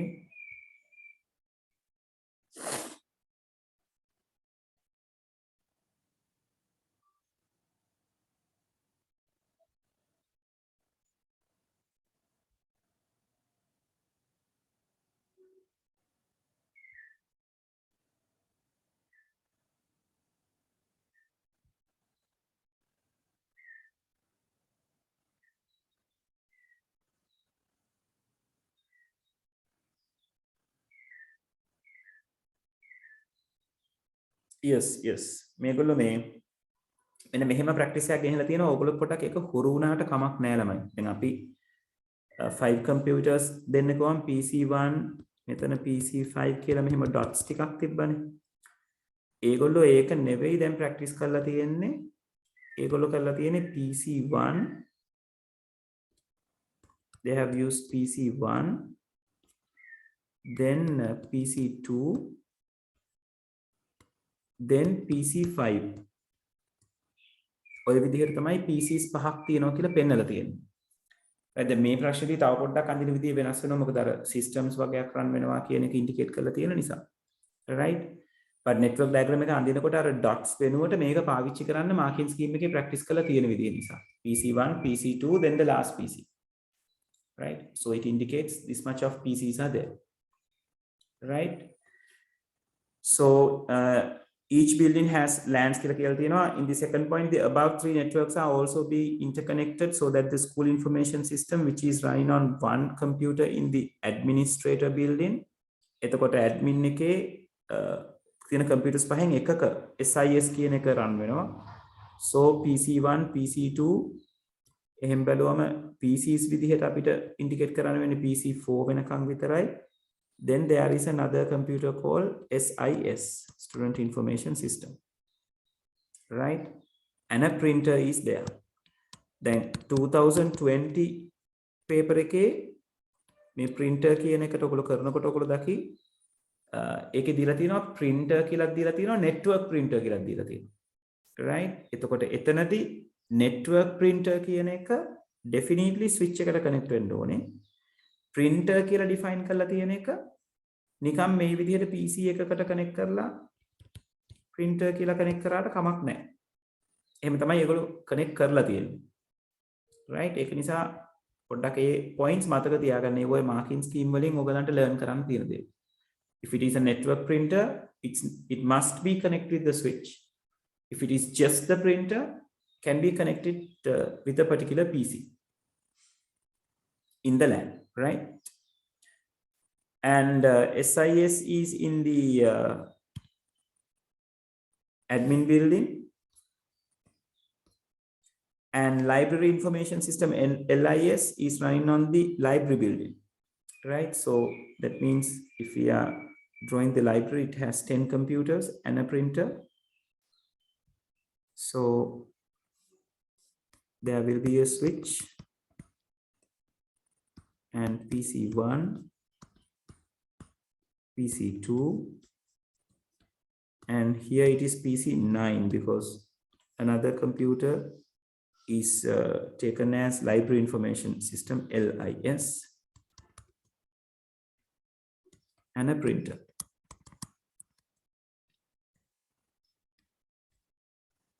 Right?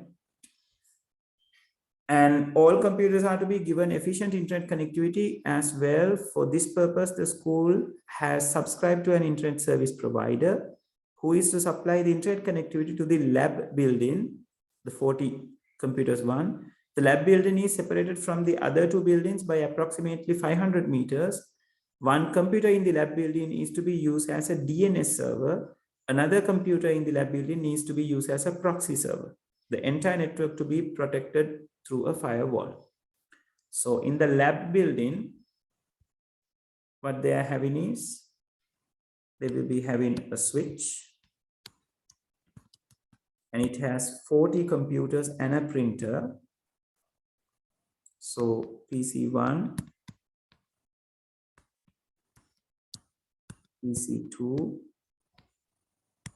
and this is PC48. මොකද ඒකේ DNS එක විදිහට device එකක් තියෙනවා කියලා කිව්වා. And there is another one which is acting as a proxy. Right, so those are two computers again. And does it have a printer? Yes. So it has a printer. So we can draw a printer as well.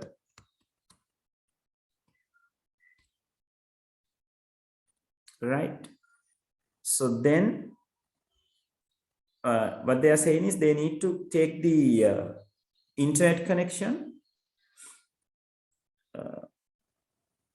to be used by everyone, right? And all the computers are given efficient internet connectivity. So to give the efficient internet connectivity, we need to involve with the proxy server. So when these things are like away from 500 meters, that means cables are enough to connect the devices, right? Connect the networks. To make a villages තුනක නැත්නම් cities තුනක තියෙනවා කිව්වොත් definitely ඔයාට මැදට internet ඕන වෙනවා. Internet වලින් තමයි එතකොට මේගොල්ලන්ව connect කරගන්න වෙන්නේ. But since they are saying like they are distance from 500 meters, so you can use the cables to connect these things, right?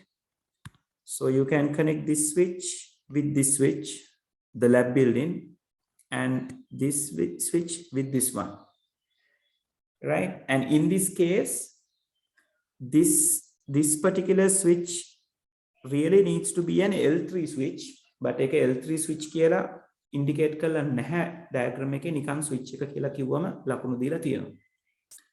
And again, what they are saying is the internet connectivity is taken to the lab building as well as firewall is used to protect it. So if the firewall is there, then firewall comes over here. Then after, it can be connected to the router. Then it can be connected to the internet. Right? මෙතන internet නැතුව ඔයාට ඕන නම් කොටුවක් ඇඳලා ISP කියලා ලියුවත් ලකුණු දීලා තිබුණා. Both are correct. And again, without connecting firewall directly to this switch, we can connect the firewall to the proxy as well. එතකොට මේ firewall එකයි switch එකයි අතර තියෙන connection එක නැති වෙනවා. firewall එක proxy එකට connect වෙනවා. ඒකත් හරියටම හරි. Right? So this is the way the network diagram should be finished. Right? So if you look into the marking scheme, මේ විදිහට තමයි ඒගොල්ලෝ පෙන්නලා තියෙන්නේ. Right? And it's better you indicate what kind of a LAN is this. LAN එක මොන වගේද කියලා පෙන්වනවා නම් හරි. Right? එතකොට ඒකට නම් අපිට කඩේරි පාවිච්චි කරන්න පුළුවන්. මේගොල්ලෝ දැන් කෙලින්ම cloud එකකින්ම පෙන්නලා තියෙනවා. Right? එතකොට cloud එකකින් පෙන්වුවත් ගැටලුවක් නැහැ. කඩේරි දාලා වෙන් කරලා පෙන්වුවත් ගැටලුවක් නැහැ. right එතකොට මේක admin සර් පුංචි අවුලක් තියෙනවා සර් අර ඔව් දීලක සර් කිව්වා දැන් මේ L3 ස්විච් එකක් දාන්න ඕනේ කියලා කිව්වේ ඔව් ඒකට හේතුව පොඩ්ඩක් කියන්නකෝ සර් L3 switch එකට තමයි දීලක පුළුවන් වෙන්නේ එක network එකකට වඩා networks connect කරගන්න. දැන් මේ lab building එකෙන්නේ අනිත් දෙන්නවත් connect වෙන්නේ. ඔව් ඒක කරන්න පුළුවන් වෙන්නේ L3 switch එකකට විතරයි. normal switch එකට ඒ වැඩේ කරන්න බෑ. right ඒ කියන්නේ router එකක් විදිහට කියන්නේ routing function එකක් උතනදි වෙන්නේ routing function එකක් විදිහට like more than two networks more than one network connect කරගන්නවා නම් additional ඔයාට L3 switch එකක් හරි router එකක් හරි පාවිච්චි කරන්න වෙනවා. right proxy එකක් පාවිච්චි කරලා ඔයාට හරියටම networks දෙකක් connect කරගන්න පුළුවන්. එක පැත්තකින් එක්කෙනෙක් අල්ලගෙන අනිත් පැත්තෙන් තව එක්කෙනෙක් අල්ලගන්න පුළුවන්. හැබැයි යාට දෙකයි පුළුවන්. දෙකට එහා පැත්තේ බෑ. L3 switch එකටයි router එකටයි ඕන තරම් අල්ලගන්න පුළුවන්. අපේ marking scheme වල practice එක තියෙන්නේ router එක පාවිච්චි කරනවා internet වලට L3 switch එක පාවිච්චි කරනවා networks කීපයක් අල්ලගන්න. ඒතර සර් දැන් මේ වඩා හොඳයිද ඔය ස්විච් නැතුව L3 ස්විච් කියලා ලියන එක? වඩා හොඳයි L3 switch කියලා ලියන එක. මෙතන මේගොල්ලෝ මේ network devices එහෙම propose කරලා තිබ්බොත් ඒතර මේක කියලා තිබ්බොත් ඔයාට දීලා තියෙන switches and PCs printers කියලා විතරයි කිව්වොත් L3 switch කියලා එකක් දාන්න යන්න එපා ප්‍රශ්නේ කියලා නැති නිසා. දැන් මේ ප්‍රශ්නේදී switches කියන්නේ එහෙම specifically කියලා නැහැනේ. ඒක නිසා අතන්ට layer 3 switch කියලා දැම්මට ගැටලුවක් නැහැ. ඔව්. හරි. හරි සර්. switch කියලා තිබ්බත් ලකුණු දීලා තිබුණා. no problem. ඒගොල්ලන්ගේ diagram එකේම තියෙන්නේ switch කියලා. L3 switch කියලා නැහැ. right? හරි. ඒ විදිහට select වුණත් ලකුණු දීලා තිබුණා. right? එහෙම L3 ස්විච් කියලා දාන්න ඕන ඒගොල්ලෝ කියනවා නේද නැත්තම් මෙහෙමයි මේකේ ස්පෙસિෆිකලි කිසි දෙයක් සඳහන් කරලා නැති නිසා ඔයා දැම්මා කියලා වැරද්දක් නැහැ මං කිව්වේ අර මේ ක්වෙස්චන් එකේ කියලා තිබ්බොත් ඔයාලට ඩයග්‍රෑම් එක අඳින්න දීලා තියෙන්නේ ස්විචර්ස් තුනකුයි කම්පියුටර්ස් ටිකයි printers ටිකයි කියලා සඳහන් කරලා තිබ්බොත් ස්පෙસિෆිකලි එතකොට L3 ස්විච් කතාවක් කියන්න යන්න එපා මොකද එතකොට ඒකේ කියලා තියෙන්නේ ඔයාලට දීලා තියෙන මේ දේවල් විතරයි කියලානේ එහෙම මෙන්ෂන් කරලා නැත්තම් ඔයා ඒ අදාළ equipment එක අරගෙන අඳින්න no problem clear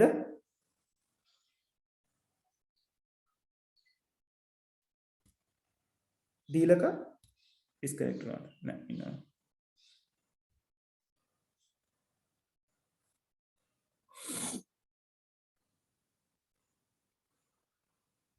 දීලක clear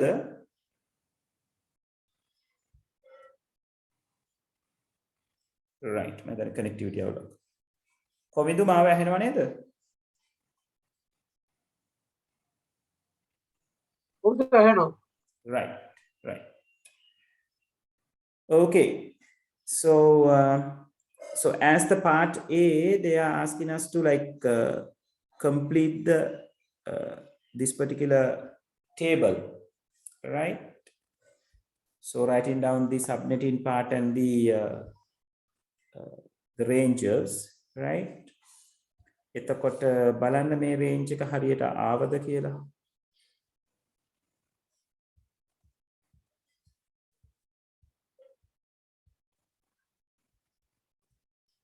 right so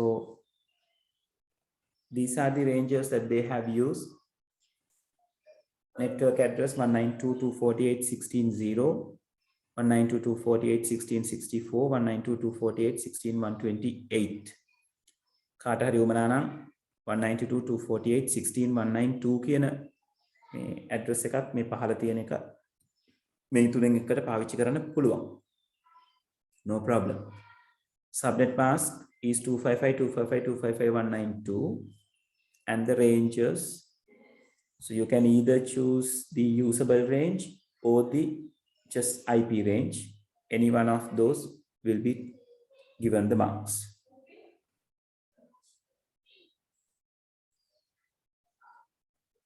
මේක හදන හැටි කතා කරන්න ඕනද ළමයි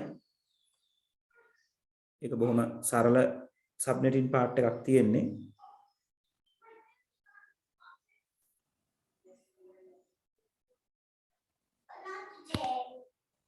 කොවින්දු මේක ක්ලියර්ද? දීලක ක්ලියර්ද? development. right. මාක්ස් ටික පොඩ්ඩක් පෙන්නනවා. මොනවාද දීලක?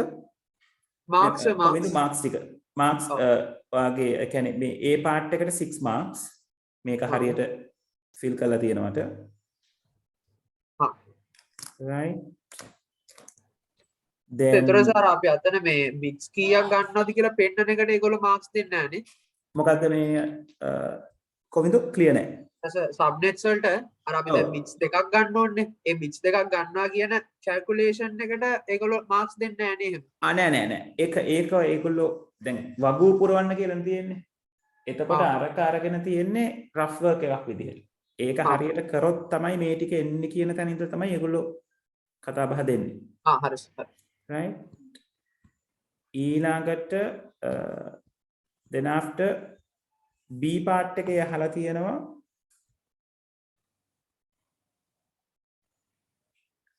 it is saying give one reason as to why a fully connected network topology is not suitable for this school computer network. Fully connected කියලා කියන්නේ mesh topology එකක් ගැන අහලා තියෙනවා. mesh කියලා කියන්නේ everything connects with everything. right. So it is because these things, it is costly and difficult to install, right? Impractical due to a building being geographically separated, right? Difficult to configure, and no such connectivity requirement is there for the school, right? අන්තිම උත්තරේට අන්තිම උත්තරේ එහෙම දාලා තියෙන්නේ අර මේ එහෙම requirement එකක් නැහැ කියලා මට ඒක සෙට් වුණේ නැහැ. ඒ කියන්නේ දීලක මේ කියලා නැහැනේ. අපේ ප්‍රශ්නේදී කියලා නැහැනේ හැම ඩිවයිස් එකක්ම හැම ඩිවයිස් එකක් එක්කම මේ කනෙක්ට් කරන්න ඕනේ කියලා. ඒගොල්ලෝ කියලා තියෙන්නේ නෙට්වර්ක්ස් තුන කමියුනිකේට් කරගන්න පුළුවන් නම් ඇති කියලා. ඒතකොට නෙට්වර්ක්ස් තුන කමියුනිකේට් කරගන්න පුළුවන් වුණාම හැම ඩිවයිස් එකකටම කතා කරන්න පුළුවන්. all in all කතාවක් තියෙනවා මේ admin building and the library information system on one computer in the LIB building are accessible from all computers කියලා කතාව. ඒ access all computers කියන එකයි all to all කියන ඒ කියන්නේ mesh topology එකයි අතර වෙනසක් තියෙනවා දීලක. ඒ කියන්නේ දැන් මේ අපි අඳින network diagram එක බැලුවොත් මේකෙන් ඕනම කම්පියුටර් එකකට ඕනම එකක් එක කමියුනිකේට් කරන්න පුළුවන්. හැබැයි මේ mesh කියලා කියන්නේ මොකක්ද? mesh කියලා කියන්නේ මෙහෙම දැන් කම්පියුටර්ස් mesh එක මතකයිනේ. star topology එක දුන්නොත් ඔය විදිහයි. right. මේ හතරම mesh topologies ගන්න කියලා කිව්වොත් කොහොමද? ඕකොන් ඔහොම කනෙක්ට් වෙනවනේ. එතකොට මේ එක device එකක් හැම එකකටම specifically connected. දැන් මේ star topology එකේ මෙතන switch එකක් දැම්මම මෙතනත් මේ හතර දෙනාටම කමියුනිකේට් කරගන්න පුළුවන්. මෙතනත් පුළුවන්. හැබැයි මෙතන cost එක වැඩි.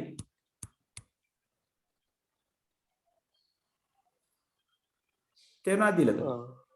එතකොට දැන් ඔයාගේ question එකේ කියලා නැහැ මෙහෙම එක කම්පියුටර් එකක් හැම එක්කෙනෙක් එක්කම කනෙක්ට් විය යුතුයි කියන එක.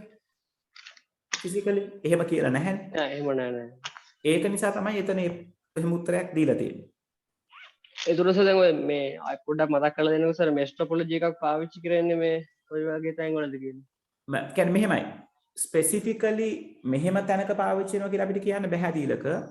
mesh එක සාමාන්‍යයෙන් පාවිච්චි කරනවා ඔයාට connectivity issues කොහොමටවත් නැති වෙන්න, ඒ කියන්නේ solidly තියෙන්න ඕන තැන්වල connectivity issue එකක් නැතුව දැන් මේකේ වෙන්නේ මේ connection එක break වුණොත් මෙයා මේ කම්පියුටර් එකට මෙයාව කනෙක්ට් වෙන්න පුළුවන් තව පාරවල් දෙකක් තියෙනවා.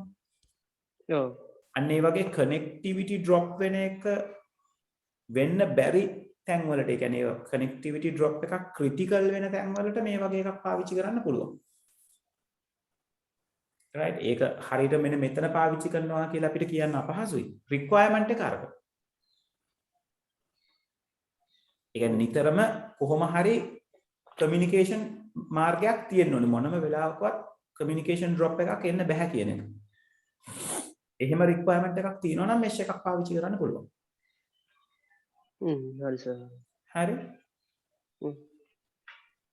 right. ඊළඟට තියෙන්නේ diagram එක අඳින්න. එතකොට මේකේ reason එක දෙනවට එක ලකුණක් දීලා තියෙනවා. then the diagram එක හරියට ඇඳිලා තියෙනවා නම් 7 marks දීලා තියෙනවා. right. එතකොට මේකේ අර මේ cable එහෙම ඒගොල්ලෝ ලකුණු කරලා තියෙනවා fiber optical cables එහෙම කියලා. cable නම් අපි නම් කරන්න යන්න අවශ්‍ය නැහැ. මොකද මේ marking එකේදී ඒ ගැන විශේෂයෙන් සඳහන් කරලා නැහැ. right. ඒක නිකන් අර ඉරකින් කනෙක්ට් වීම තමයි පෙන්වන්න ඕන.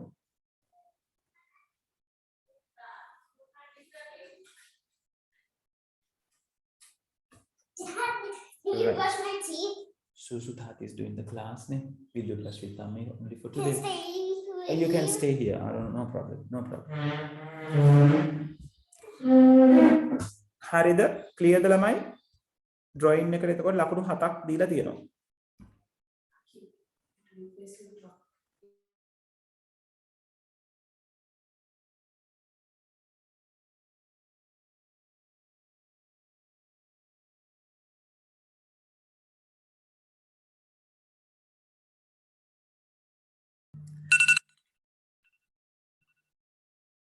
Right, Lamai. So in the part D, No, I don't want into the class. little bit. So the young teacher is coming at 9 o'clock. If you miss the class, she will not So- come back. Bye. yeah, in the part D, Why you saying bye? Susu, get ready. You are getting the schools now. Susu, get ready. The teacher is coming at 9.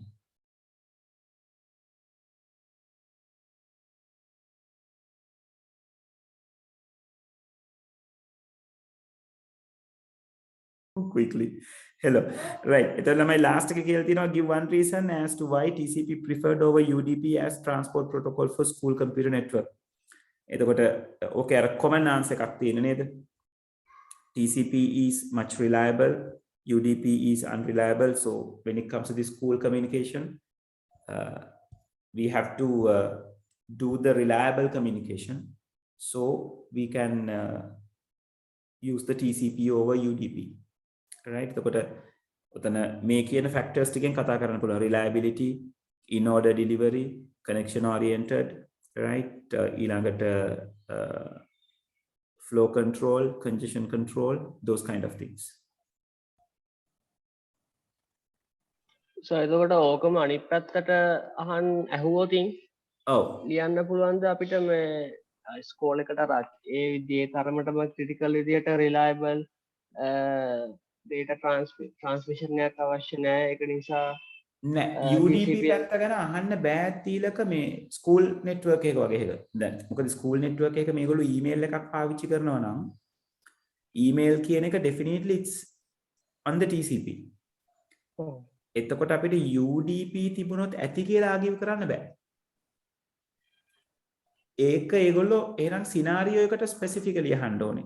උදාහරණයක් විදිහට මේගොල්ලෝ කිව්වොත් මේ network එක ඇතුලේ live streaming එකක් යනවා. ස්කෝල event එකක් ලයිව් ස්ට්‍රීම් කරනවා නෙට්වර්ක් එක through. එතකොට UDP පාවිච්චි කරන එක ගැටලුවක් නෑ නේද කියලා අහුවොත් අන්න එතකොට කියන්න පුළුවන් ඔව් ලයිව් ස්ට්‍රීම් එකේ තියෙන ඇස්පෙක්ට් එක taking the data as soon as to the destination. Therefore UDP is much better here. Right? මෙතනදී අපිට නැහැ කියලා ආගිව් කරන්න බෑ. Right? Okay. Third එක කරාද? මම කරාස අයියත් කරන්න. Alright. හරි. අපි third එක කතා කරමු. So in the third question, ABC Books Limited specialize in buying and selling used second-hand books at present. The business operation are fully manual. So it says pure brick, right? ABC Books Limited starts a website and allows its customers to purchase books online. What is the revenue model applicable in this scenario? So ABC Book is starting a website, allowing customers to buy it online. So business to consumer, right? So the answer goes as B to C. I'm sorry, it's a B2C one. So they are asking the revenue model. So they are generating the revenue by selling the books online, right? So if you say online sales or just sales, or if you say generating revenue by selling books online to the customer, still you can have the marks. Right? So ඒකට මේ ඔය revenue model කියන එක දීලා එතන revenue model කියලා අහන්නේ නමක් නෙවෙයි, මේ කොහොමද ඔයා revenue එකක් ගන්න කියන එක. commerce වල තියෙනවා එක එක revenue models. අපිට ඒව මතක තියාගෙන කතා කරන්න බෑ දීලක. අපි කියන්නේ කොහොමද revenue එක generate වෙන්නේ, මොන model එකෙන්ද, මොන විදිහෙන්ද. අතට B2C දැම්මොත් එක වැරදිද? B2C දැම්මොත් වැරදි. ඒක revenue model එකක් නෙවෙයි. ඒක e-commerce transaction type එක නැත්නම් e-business type එක. මේකේ අහන්නේ model එක revenue generate කරන විදිහ. එතකොට ඔයා කියන්න ඕනේ online sales වලින් නැත්නම් sales වලින්, ඒ කියන්නේ ආදායම ලැබෙන්නේ කොහොමද කියලා ඔය අහන්නේ. එතකොට සාර තව තුනක් තියෙනවා pure click, pure break, break and click ඒ ටික අයිති වෙන්නේ ඒවා අයිති වෙන්නේ business model එකට. ඒක e-business model කියලා කතා කරන්න බෑ. නිකම්ම business. නිකම්ම business models. මොකද pure brick කිව්වම traditional business එක. brick and click කිව්වම traditional and online. pure click කිව්වම online විතරයි. හරි සර් හරි. Right? Okay, then the second one, moving from pure brick type to brick and click business model, what is the most significant challenge unique to ABC's business? Explain your answer. Right, so moving from what they're saying is moving from pure brick to brick and click. Right, so මේගොල්ලෝ අංගේ business nature එක තමයි, they are selling second hand books. Right, so these kind of challenges can be there. Customer being reluctant to buy second hand books online as they do not have the ability to inspect their quality. Then a brand new book එකක් වගේ නෙමෙයි, brand new books, it doesn't matter, they know it is brand new. But if it is a second hand, like buying something second hand online will be a problem in most of the cases. අපි දන්නේ second hand නම් කොච්චර පාවිච්චි කරපු එකක්ද, ඒකේ book එකේ තත්ත්වය කොහොමද, ඒක examine කරන්න බැරි නිසා second hand purchase කරන්නේ නැති වෙන්න පුළුවන්. Then again, another challenge is they have to compete with the online sellers who are selling new books or else e-books. Right? ඒකට තමයි competition එක තියෙන්නේ. Right? ඔය කියන idea එක තියෙන ඕකට parallel answers ගන්න පුළුවන්.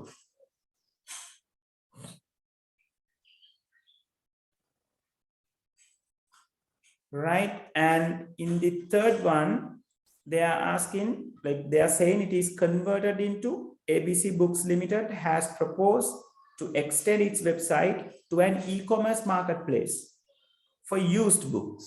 So e-commerce marketplace එකක් කියලා කියන්නේ, now ABC Books can also sell their books. So if it is going to be a marketplace, some other businesses can come to the website and register inside the website and sell the books as well. Right? That traditional marketplace එක markets can shops ගොඩක් තියෙනවනේ. So in the same way, this website now represents a lot of shops. Right? So customer can come and buy from one particular, buy from many particular shop. So it goes like that.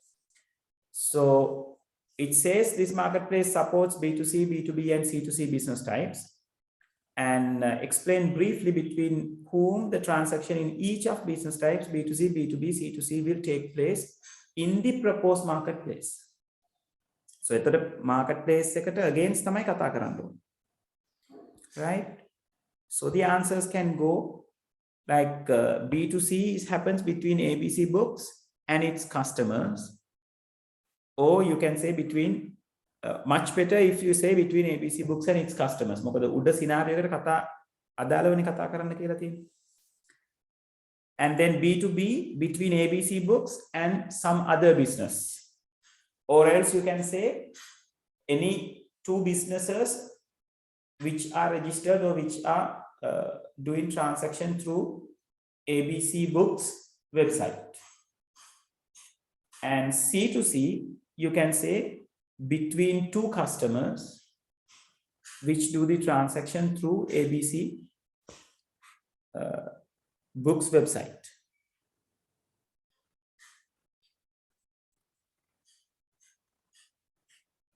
Right? Clear the lamai?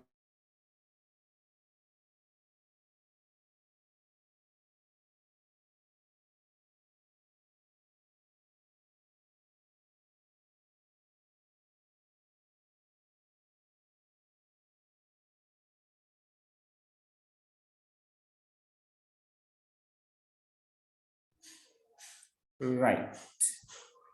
So then in the fourth one, other than revenue models you mentioned in one above, ළමයට විනාඩියක් දෙන්න.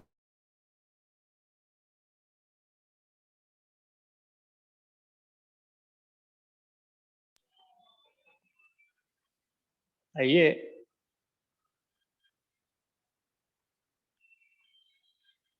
කියපන් අයියේ මේ සතිය විතරක් මේ හෙට කරන ක්ලාස් එක නොකරමුද?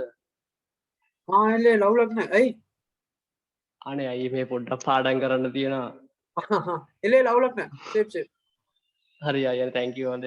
හරි බං හරි හරි අයියේ. Right. So in the fourth one, it says, other than the revenue model you mentioned in one above, identify another suitable revenue model to be followed by the ABC Books Limited in their proposed e-commerce marketplace. Right? Online sales we can generate revenue. So other than that, so since now this is a marketplace, there are many ways that ABC Private Limited can earn the revenue or like collect the revenue. So he can take a commission from the people who are doing the transaction through their website. And for the customers to do the business or to do the transactions, they can ask for a subscription fee, right? So they can earn revenue from that, right? So likewise, those kind of revenue models can be there, right? So an advertisement, allowing the web advertisement to be there on the website can also generate revenues to ABC Private Limited, right? So these kind of examples can be given. So only one that you need to give, right? Generally, web එකක් through කොහොමද මුදල් හොයන්න පුළුවන් කියන එක ගැන හිතුවම you can give the answer. Right, and the fifth one, they are asking about how to pay. Identify and write down a possible way to make payments within an e-commerce marketplace. So there are many, using the credit, debit cards, payment gateways, electronic payment cards, use it through the e-banking services or internet banking services. And you can say like transaction using mobile phones as well, right? Like mobile banking and all these things, as well as you can say through the third-party payment facility providers like PayPal, right? So any one of it give you 1 mark. And in the sixth question, they're asking, briefly explain how book publishing companies can use the proposed e-commerce marketplace data for their business. So that data can be used to do these things. They can analyze the high demand books, right? They can analyze the purchase trends, how the customers are going to purchase those things. Analyze customer preference, right? Mona potwalta the වැඩිපුර කැමති කියන එක. මෙතන ඒගොල්ලෝ briefly explain කියලා ඉල්ල තියෙනවා. So don't just give the fact, right? So analyzing high demands book now, you have to say like any particular company or any particular ABC වලට අදාළවද? No, but book publishing companies. So book publishing companies can recognize or can analyze what are the books that have the higher demand from the customers and which type, so they can publish more in that categories books. Kela product explain වෙන එක කරන්න ඕන ළමයි. Right, so that's the end of the first part, and the second, the B part, it is about the agent technologies. The makeup, the අලුත් trend එකක් වෙලා තියෙන ළමයි. Then 2020 වලදී ඔයගලන්ට මේ agent වලට diagram එකක් අඳින්න කියලා තමයි කියලා තියෙන්නේ. Right, so the first question is asking about, other than multi-agent system can be useful when complex system interaction are implemented. The following diagram shows a simplified version of a multi-agent system that manages the secure access to the server room of a data center. මේකේ මේ ඊතල ටික clear නෑ ළමයි. ඔයගලන්ගේ පොතේ clear ඇති. මේකේ දෙපැත්තට ඊතල තියෙනවා. Right, මෙතනත් දෙපැත්තට ඊතල තියෙනවා. බලන්න මම මේ මතකෙන් අඳින්නේ මේක හරිද කියලා. ඊට පස්සේ මෙයාගේ මේ පැත්තට ඊතලය තියෙනවා. මෙයාගේ මේ සයිඩ් එකට මෙතන දෙපැත්තටම තියෙනවා. මෙයාගෙන් තියෙනවා මේ පැත්තට interaction එකක්. Right, so the scenario is briefly explained. A brief scenario of the usage is as follows. All authorized system engineers must use their access code, which is a 6-digit number, to enter the restricted server room. Right, so keypad එක use කරන්නේ ඒකට. Right, so keypad එකත් එක්ක communicate කරන agent ඉන්නේ agent 1. When the access is granted, so access එක grant කරන්නේ agent 1 involve වෙනවා. Right, so once the keypad, the code is given, agent 1 takes the code and communicate with the database and take the confirmation, and will decide whether to open or to not to open the door. The code එක හරිනම් open කරනවා, නැත්නම් open කරන්නේ නැහැ.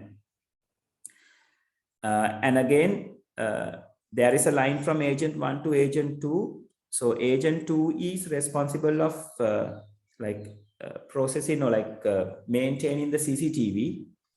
So agent 1 is informing to the agent 2, okay, someone has given the 6-digit code, so the door is going to open, so you start your operations, or start the surveillance, right? And later the things that is captured from the CCTV will be taken to the agent 2, and agent 2 will process that video feed and then store it inside the database. Right, so that is what generally happens, right, and what we can suggest with the given scenario. Right, so what they are asking is, identify the agent with no user interactions, self-autonomous in this setup. So it's the agent 2. Agent 1 has the user interaction, so it is not self-autonomous. එයා එතකොට self-autonomous කියලා කියන්නේ තනියෙන් ක්‍රියාත්මක වෙන කියන එක.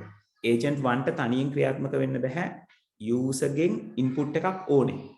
user ගේ code එකට අනුව තමයි එයා තීරණය කරන්නේ whether that code is correct or wrong. But agent 2 is not like that. He does not have user interactions. So since the user interactions are not there, self-autonomous can be implemented or can be guessed, right? So it's the agent 2 that you can have, right? And in the second part, it says sense compute control is a widely used 3-step design style of agent-based system implementation. From ABC interactions, separately identify and write down the most suitable interaction arrow to represent each step, sense, compute and control. So sense කරන්නේ මේ එකට අනුව නේද? We can suggest that. So the A is the one which is sensing, B is the one which is interacting, C is the place where it is processing. So A can digit code එක sense කරනවා, C එකෙන් process කරගන්නවා code එක database එකට ඇවලා match කරලා okay ද වැරදිද කියන එක process කරගන්නවා.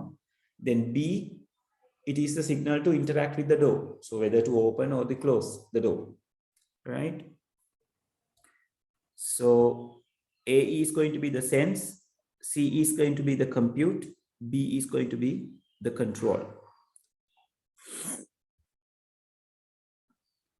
Right? So the third part is asking about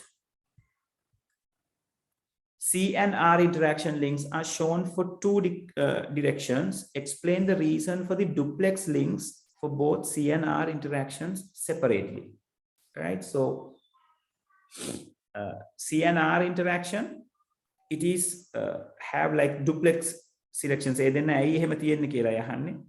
So for the C, to do the database read and write operations, right? Then කවුරු හරි කෙනෙක් enter වෙනකොට කොයි වෙලාවෙද enter උනේ කවුද enter උනේ කියන එකේ record එකක් database එකේ record කරගන්න පුළුවන්, right? And as well as the digit that he or she is entering should be compared. So to compare, data need to be taken from the database.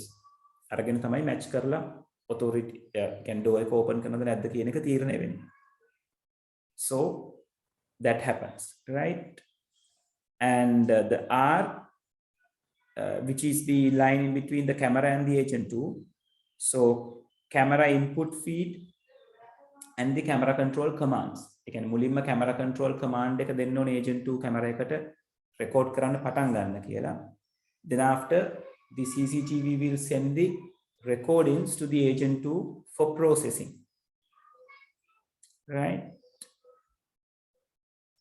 And the fourth one, it is asking interaction A can be seen as user to agent interaction. Identify an agent to agent interaction and explain the operational use of that interaction. So agent to agent interaction where we can see is from the P, right? From the line P.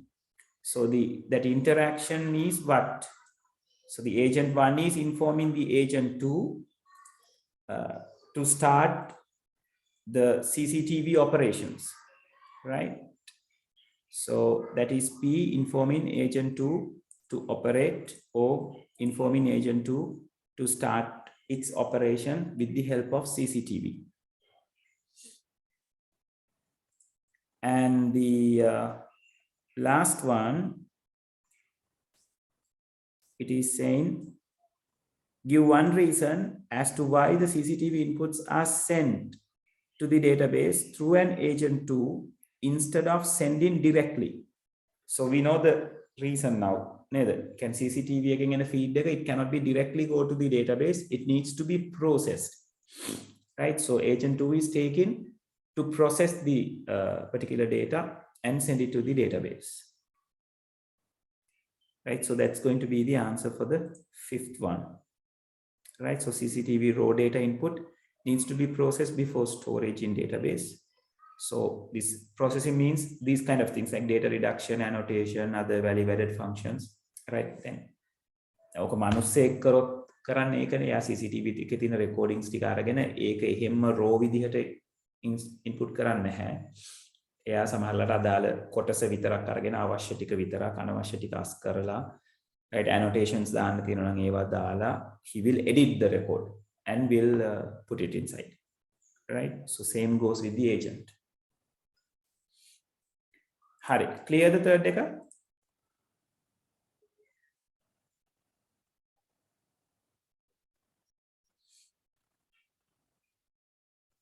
Yes ළමයි? Right. Okay, fourth question එක කරලාද Python? ඒක කරේ නෑ sir, උනාට ඒක පොඩ්ඩක් අහගන්න ඕනේ. හරි. ඒක කවුද දීලකයි කොවින්දු එනවනේ.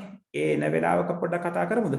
මට පොඩ්ඩක් ඉස්කෝලේ තියෙන ටයිම් එකත් එක්ක පොඩ්ඩක් හිර වෙලා තියෙන නිසා. සර් මම මේ අයියත් එක්ක කතා කරේ මේ ලබන සවුන්ද සර් මට පටන් ගන්නවානේ. Right, okay. එහෙම තියෙනනේ. කමනේ. කතා කරමු. No problem. In.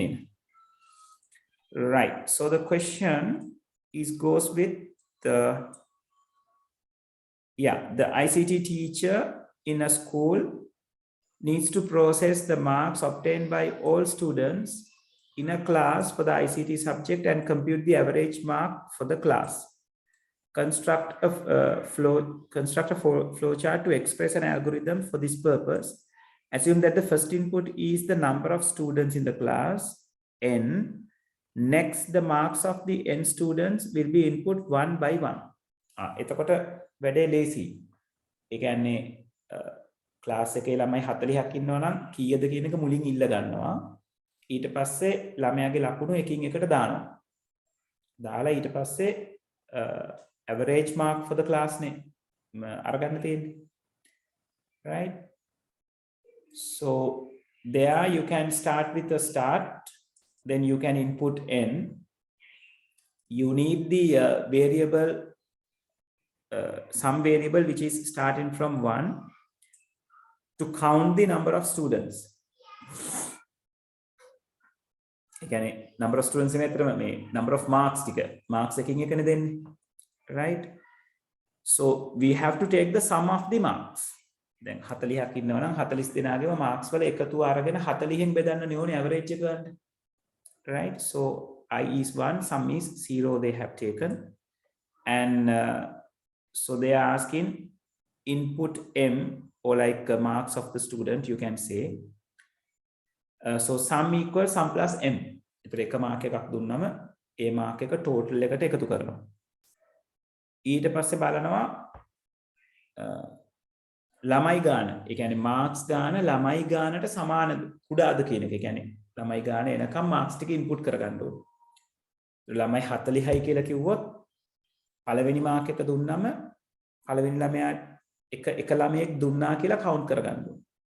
Right? So that is why we are having the condition is I less than n. එතකොට I කියන එක නා එන්නේ marks ගාන indicate කරන්න. ඒක number of students වලට අඩු වෙලා තියෙනකම් අපි repeat කරගන්න ඕනේ දේවල් ටික. Right? So I less than n, then I can be increased by 1. Right? එතකොට එක ළමයෙක්ගේ marks අරගත්තම I 2යි කියලා increase වෙනවා. මොකද I 1ෙන් මේකේ පටන් ගන්න. Right? එතකොට පළවෙනි ළමයාගේ marks දෙනවා I 2 කියලා අරගන්නවා. දෙවෙනි ළමයාගේ marks දෙනවා I 3 කියලා increase වෙනවා. Right? එතකොට ළමයි 5 දෙනයි කියලා හිතුවොත් පස්වෙනි ළමයාගේ mark එක ගත්තයින් පස්සේ පස්වෙනි ළමයාගේ marks sum එකට එකතු වෙනවා. I කියන එක්කෙනා තාම ඉන්නේ 5 විදිහට. Right? එතකොට I කියන එක්කෙනා 5ට වඩා අඩුයි තාමත්. sorry 5ට වඩා නැහැ. ඒ කියන්නේ හරියටම 5 කියලා set වෙන එක 5 less than 5 කියලා එන්නේ. n කියන එක 5 කියලා දුන්නම කියන්නේ ළමයි ගන්න 5යි කියලා මුලදී දුන්නම පළවෙනි ළමයාගේ marks enter කරන වෙලාවේ I ගේ value එක 1යි. දෙවෙනි ළමයාගේ marks enter කරන වෙලාවේ I ගේ value එක 2යි. ඒ වගේ පස්වෙනි ළමයාගේ marks enter කරන වෙලාවේ I ගේ value එක 5යි. එතකොට ඒ 5 less than 5 කියලා තමයි ළමයි 5 දෙනෙක් ඉන්නවා නම් condition එක එන්නේ. එතකොට 5 less than 5 කියන එක no කියන පැත්තට යනවා. ඊට අඩු අවස්ථා හැම එකම ළමයෙක්ගේ mark එකක් input කරගන්නවා.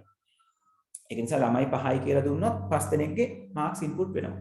ඔයාලට මේ algorithm එකම වෙන විදිහකට හදන්න පුළුවන්. කොහොම හරි වෙන්න ඕනේ ළමයි 5කගේ marks input කරගන්න එක ළමයි ගාන 5යි නම් 40ක් නම් 40කගේ input කරගන්න ඕනේ. දීලක එතන clearද? ඔව් සර්. හරි.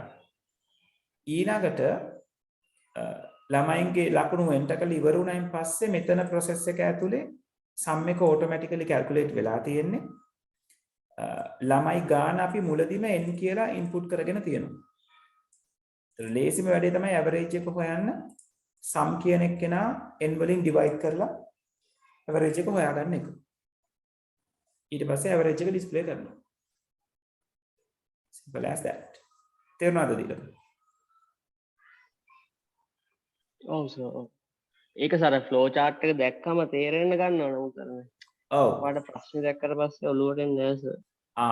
ඒක පොඩ්ඩක් requirements ටික අල්ලගන්න එක තමයි දීලක කරන්න තියෙන්නේ. කියන්නේ ඔයාලට ළමයි ගාන දීලා තියෙනවා එකින් එකට ලකුණු ගන්න ඕනේ. එකින් එකට ලකුණු ගන්නවා කියලා කියන්නේ iteration එකක් යන්න ඕනේ පැහැදිලිව. right එතකොට එකින් එක ලකුණු ගන්නකොට දැනගන්න ඕනේ ළමයි අපි උදාහරණයක් විදිහට 5යි කියලා ගත්තොත් ලකුණු 5ක් අරගත්තයින් පස්සේ නතර වෙන්න ඕනේ කියලා. right ඒක නිසා ඔයා පළවෙනි ලකුණ දෙන වෙලාවේ variable එකක් අරගෙන ඒක 1යි කියලා අරගෙන ඒක ලකුණෙන් ලකුණ ඒ variable එක අප්ඩේට් කරගන්න ඕනේ එකින් එකට. ඒක කරලා තමයි ළමයි ගානට අදාළව ලකුණු ටික ආවද කියලා confirm කරගන්න. හරි සර්. clear right ඔව්. ඊළඟට ඒගොල්ලන්ගේ අනිත් flow chart එකට දාලා කියලා තියෙන්නේ the consider the following given below note that x remainder 2 represent x mod 2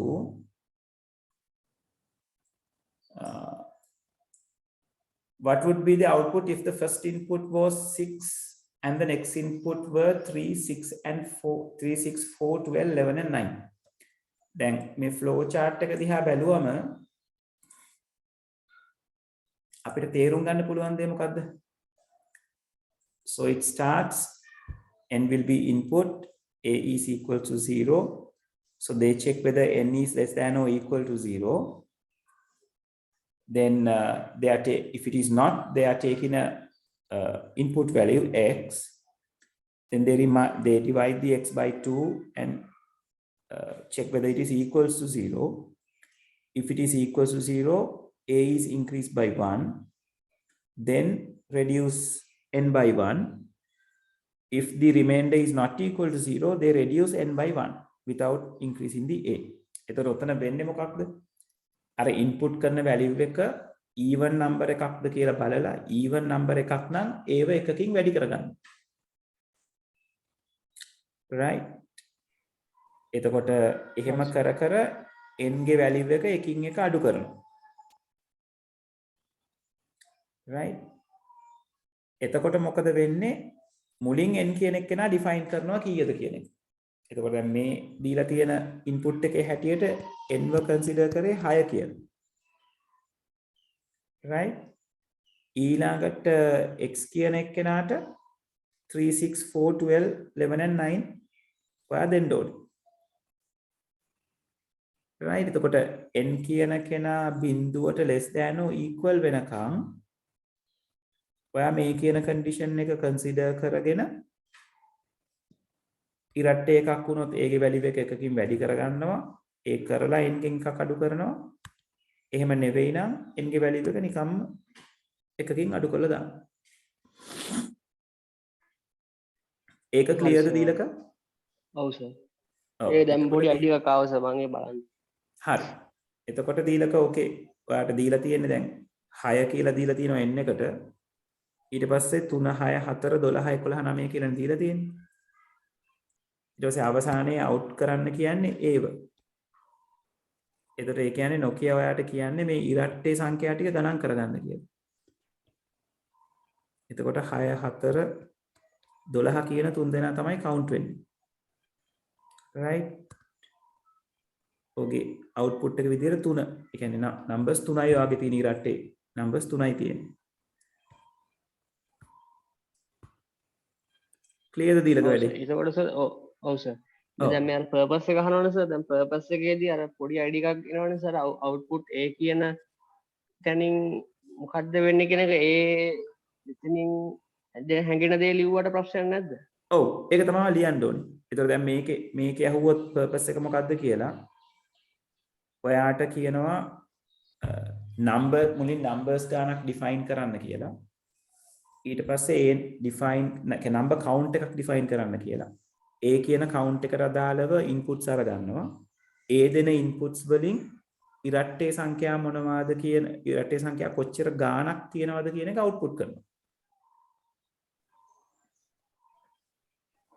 right? ඒක ලියුණා නම් හරි. right? Count the number of even numbers in a list. ඒගොල්ලෝ කොහොම සරලව ලියලා තියෙන අර මුලින් කරන එක කියලාම නැහැ. right? දැන් ඔතන මුලින් n කියලා input එකක් ගන්නවනේ.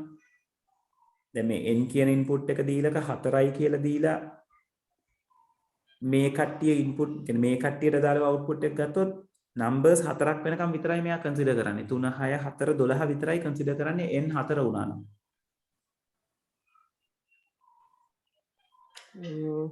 තේරුණාද ඊළඟ? ඒ කියන්නේ මෙතන දෙන n වල value එකට අදාළවනේ මෙයා මේ condition එක check කරන්නේ. ඔව්. එතකොට හැම iteration එකටම සැරයක් n ව එක ගානේ අඩු කරනවා. ඔව් සර්. එතකොට මෙතන n 6යි කියලා දුන්නොත් iteration එක 6 වතාවක් වෙනවා. ඔව්. තේරුණාද? මොකද n 6 ඉඳලා බිඳුව වෙනකන් අඩු වෙන්නේ. මොකද මෙතන condition එක බලන්නේ n බිඳුවට සමානද කියලා. අඩු හෝ සමානද කියලා. ඔව්. එතකොට ඒ අඩු හෝ සමාන නොවි තියෙන තාක්කල් ඔය iteration එක යනවා. right? ඒ කියන්නේ 6 5 4 3 2 1 ඔව් කියන සර්. ටික වෙනකන් 6 වතාවක් කරකිනවා. ඒ ක්ලියර්ද? ඒ ක්ලියර් සර්. ඒතර 6 වතාවක් කරකින නිසා තමයි මෙතනින් ඉන්පුට් 6ක් හම්බෙන්නේ යාට. ඔව්. ඒතර ඔයා n මෙතන 4යි කියලා දුන්නොත් මොකද වෙන්නේ? 4 වතාවයි කරකින්නේ. ඔව්. ඒ කියන්නේ ඉන්පුට් උත් 4යි ගන්න පුළුවන් වෙන්නේ යාට. 6ක් දුන්නටනේ. 6ක් දුන්නට. අනේ 6ක් දෙන්න බෑනේ. 6ක් දෙන්න බෑ. ඔයාට ඒ උනට විභාගෙදී පටලවන්න කියන්න පුළුවන් මේ නම්බර් සීක්වන්ස් එක ඉන්පුට් කරන්න කියලා හිතුවොත්. එතකොට ඔයා දක්ෂ වෙන්න ඕනේ මේකෙන් 4යි කන්සිඩර් වෙන්නේ n එකට අදාළව. ඒ නිසා ඒ 4 දෙනාගෙන් අදාළ කවුන්ට් එක දෙන්න. ඔව් ඔව්. right? ඔව් සර් තේරුණා. ඔව් ඕක තමයි එතකොට වැඩේ. right? එතකොට Python program එක ලියන එක නම් ලොකු දෙයක් නෙවෙයි මේකට. ඔව්. 1 by 1 නීදලා තියෙන්නේ. එතකොට ඒගොල්ලෝ දීලා තියෙනවා n ව ඉන්පුට් එක ගන්න a0 කියලා අරගන්න. n කියන එක කෙනා larger than 0. ඇයි මෙතන n කියන එක කෙනා larger than 0 අරන් තියෙන්නේ? In the flow chart they have gone with the n less than or equal 0 and no path එකෙන් තමයි මේක යන්නේ. එතකොට ඒක Python code එකට ගන්නකොට no path එකෙන් අපිට iterate කරන්න බැහැනේ. while එකක් අරගන්නකොට yes path එකෙන් iterate කරන්න ඕනේ. ඒක නිසා condition එකේ complete opposite එක consider කරනවා. හරි සර්. right? එතකොට complete opposite එක අරන් තියෙනවා. ආයෙත් ඇතුලේ input එකක් ඉල්ලගෙන තියෙනවා. remain එක බලලා තියෙනවා. ඒව එකකින් වැඩි කරලා තියෙනවා. if එකෙන් එළියේ n එක එකකින් අඩු කරලා තියෙනවා. ඊට පස්සේ while එකෙන් එළියේ print කරලා තියෙනවා. ඒක clear නේද? ඒ ක්ලියර් සර්. right. හරි. 7 වෙනි ගාන. sorry 5 වෙනි එක. පස්සේ ඒක කරා සර්. හරි. එතකොට 5 වෙනි එකේ අහන්නේ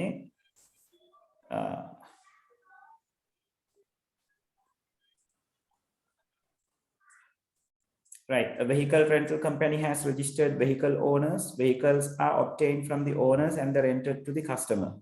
Consider the following relation regarding the vehicle rental company. Right?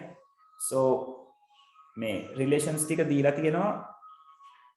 අපි දන්නේ නැහැ මේ totalම relations ටිකද දීලා තියෙන්නේ කියලා. දැනට ඔය තුන් දෙනා ගැන idea එකක් තියෙනවා. Right? So first point says customer relation contains customer national ID card number which is unique.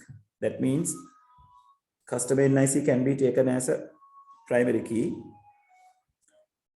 Name, city where he she is living and the postal code of the city. එතකොට මේ තුන් දෙනාම customer NIC එකට depend වෙන ඒවා. මොකද customer ඉන්න තැන. A customer lives in a single city and there are many customers in one city. The postal code depends on the city. මෙන්න මෙයා ඉස්සරහට අහන්නේ normal form ගැන. මෙන්න මේක කෙලින්ම transitive dependency එකක් දෙනවා. Transitive dependency. Right? Non-primary key attribute depends on the another non-primary key attribute. ඒක නිසා clearly customer කියන එක නා third normal form නෙවෙයි and clearly he is in the second normal form. ඇයි reason එක customer name, city, postal code describes the customer's attributes. That means customer name, city, postal code are depend on the customer NIC. Right? The second point says the vehicle owner relation contains owner ID which is unique. That means owner ID is the primary key. description about the owner's name and the contact number. So owner's name and the contact number belongs to the owner. So no problem. It is third normal form. And the vehicle relation contains vehicle registration number, which is unique, which is the primary key, description and owner ID. Right. So description is regarding the vehicle. What kind of a description? Owner ID is acting as a foreign key. May a foreign key. So foreign keys are not taken into consideration when you are doing the normalization part. So owner ID එක අමතක කළා තමයි අපි හිතන්න ඕනේ normal form එක ගැන හිතනකොට. So description depends on the vehicle registration number. So again it is 3NF. No problem. Sir අර මේ ඕන ID එක අමතක කරන්න අන්න ඒ සීන් එක ප්‍රකාශ කියලා දෙනවා. ඒ හේතුව දීලක මේ ඕන ID එකක් අපි මේකට දාන්නේ මේ vehicle එකයි vehicle owner and vehicle එක අතර relationship එක හදාගන්නනේ. අපි දැන් schemas ලියනකොට අපි එක primary key එකක් තව පැත්තකට copy කරන්නේ නැත්නම් foreign key එකක් හදාගන්නේ මේ relationship එකක් match කරන්නනේ. එතකොට ඒක ඇවිල්ලා මේ ටේබල් එක හදනකොට අපි කරන දුර්වලතාවයක් නෙවෙයි. ඒක අනිවාර්යෙන් අපි දාගන්න ඕන දෙයක් රිලේෂන්ෂිප් එක හදාගන්න. නමුත් normalization වලදී අපි බලන්නේ unwantedly repeat වෙන කට්ටිය ඉන්නවද? ඊට පස්සේ non primary key attributes primary key එක මත depend. ඊළඟට transitive dependency නැද්ද?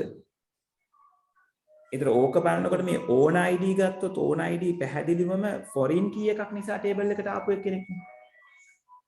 එතකොට own id එක vehicle registration number එක මත depend කියලා බලන එක මොනවාද? valid argument එකක් නෙවෙයි. ඒක මේ අර fully functional depend වෙන්නේ නැහැ කියලා second normal form vehicle කියන එක qualified නොවි තියෙන්නේ නැහැ සර් නේ. නෑ එහෙම වෙන්නේ නැහැ. ඉතින් හේතුව ඒක අපිනේ දාලා තියෙන්නේ දීලක. ඒ කියන්නේ අපි මේක රිලේෂන්ෂිප් එක හදාගන්න උවමනාවට own id එක ඩුප්ලිකේට් කරලා තියෙනවා vehicle එකේ.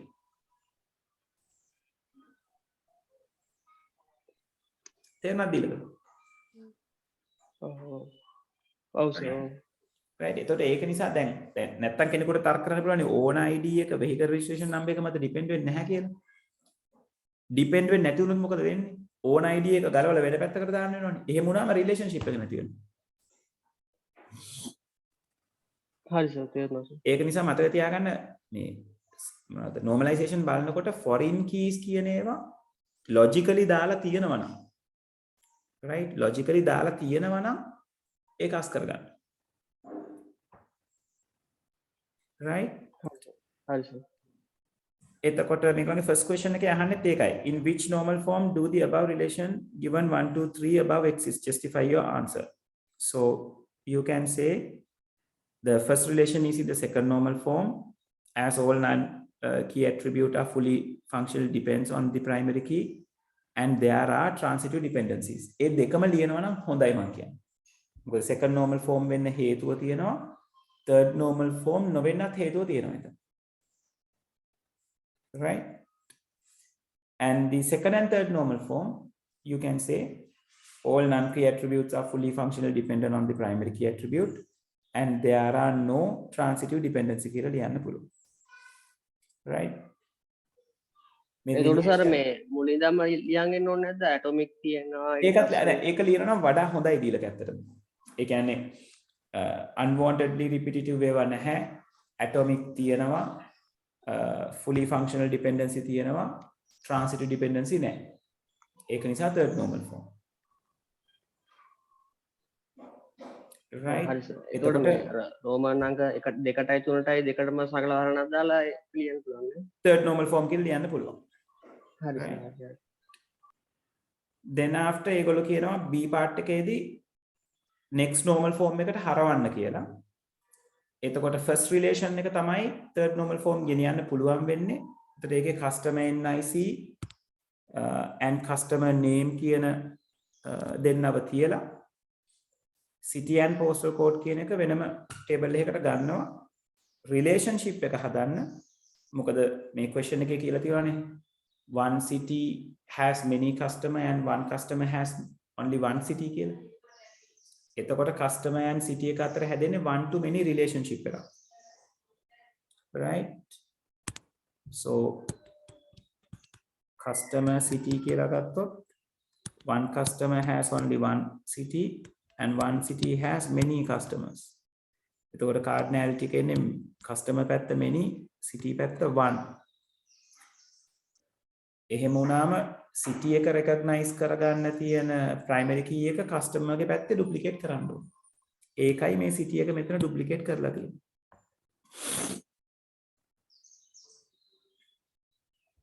Clearද? අර සර් ඒක චුට්ටක් ආයි කියන්නකෝ. ඒ කියන්නේ scenario එකේ තියෙනවානේ දීලක one customer has one city and one city has many customers කියලා. ඔව්. ඒකෙන් customer and city එක අතර cardinality එක අපි තීරණය කරගන්න ඕනේ. ඒතර ඒක අපිට one to many කියලා හදාගන්න පුළුවන් ඒක තේරෙනවනේ. ඔව්. එතකොට one to many relationship එකක් match කරගන්නේ කොහොමද? one side එකේ තියෙන primary key එක many side එකට copy කරන්න ඕනේ. ඒතර one side එකේ primary key එක city නේ. ඔව්. many side එකට යාව copy කරන්න පුළුවන්. එහෙම නැත්නම් ඔයා one side එකේ primary key එක postal code කියලා හිතුවොත් postal code එක මෙතනට දාන්න පුළුවන්. ඔය දෙකෙන් කැමති එකක් no problem.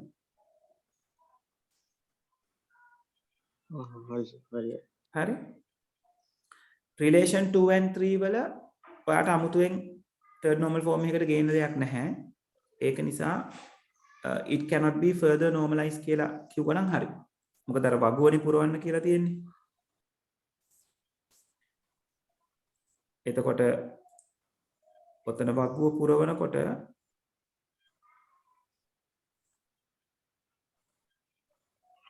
දැන් මේකේ p වලට තමයි third normal form එන්නේ. මෙයා 3nf next normal form එක මේ s එකට අර relations දෙක ලියලා පෙන්නනවා. මෙතන q එකේ cannot be further normalized. right? තවදුරටත් normalize කර නොහැක. එතකොට relation in next normal form එකට තියෙන එක්කෙනාම ලියලා පෙන්නුවාට ගැටලුවක් නැහැ. right? පැහැදිලි? ඔව් සර්. හරි. So then they are asking you to draw the ER diagram. Right? Draw an anti-relationship diagram to depict the above relationship by identifying the relationship key, attribute, other attributes and the cardinality.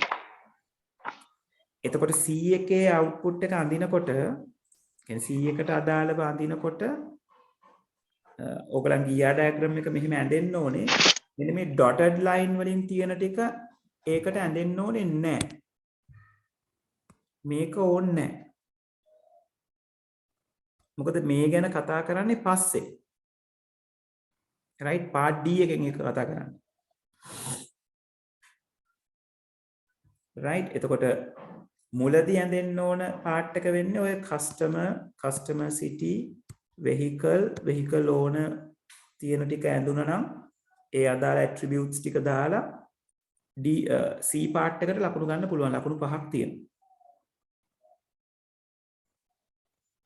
right? cardinality ටිකත් හරියට manage කරගන්න ඕනේ. ඒක අඳින විදිය clearද? ඒක shape sir. right. කොවින්දු? ඒක හරි සවුලක්. හරි.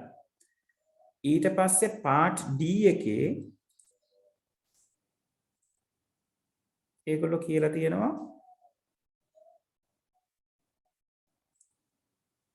it is necessary for company to keep the details of rented vehicle by customers, create a relation called rent, including the details rent date, start time, end time. So මෙන්න මේ rent date, start time, end time කියන දේ ඒ attributes ටික කියලා දෙන්නේ ඔයගලන්ට D part එකේ.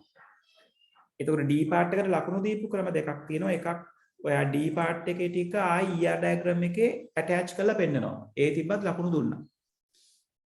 එහෙම නැත්නම් ඔයාට මේ විදිහට relation එකක් ලියන්න පුළුවන්. මේ විදිහට. right මේ relation එක ලියනකොට customer NIC vehicle registration number කියන එක එන්න ඕනේ. rent date, start date, end time කියන එක එන්න ඕනේ. මොකද ඒක descriptive attribute එක නිසා. right මොකද මේක එන්නේ many to many relationship එකට අදාළව හැදෙන table එකක. එතකොට මේගොල්ලන්ගේ primary keys දෙක එන්න ඕනේ. ඊට අමතරව මේ attributes තුන එන්න ඕනේ ඒ අලුත් table එක ඇතුළට. එතකොට දැන් ඔය මේ කැපිටල් සිම්පල් ඒගොල්ලෝ ස්ට්‍රික්ට් විදිහට බලනවා නේද? මේකේ කියලා තියෙනවා නේද?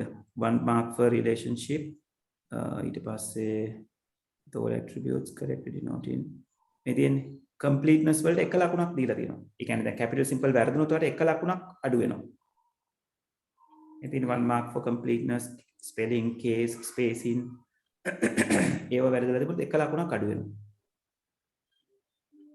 ඒකයි සර් දැන් අර weak entity එකක් හොයි තව entity එකකුයි connect වෙන relationship එක ඔව් double line යනවනේ සර්. ඒකට විශේෂ නමක් කියනවනේ සර්. weak relationship. ඒ වගේ එකක් සර්. ඒකට දැන් ඔය relational scheme එකකට රිංගවද්දී ඒක රිංගවන්නේ කොහොමද සර්?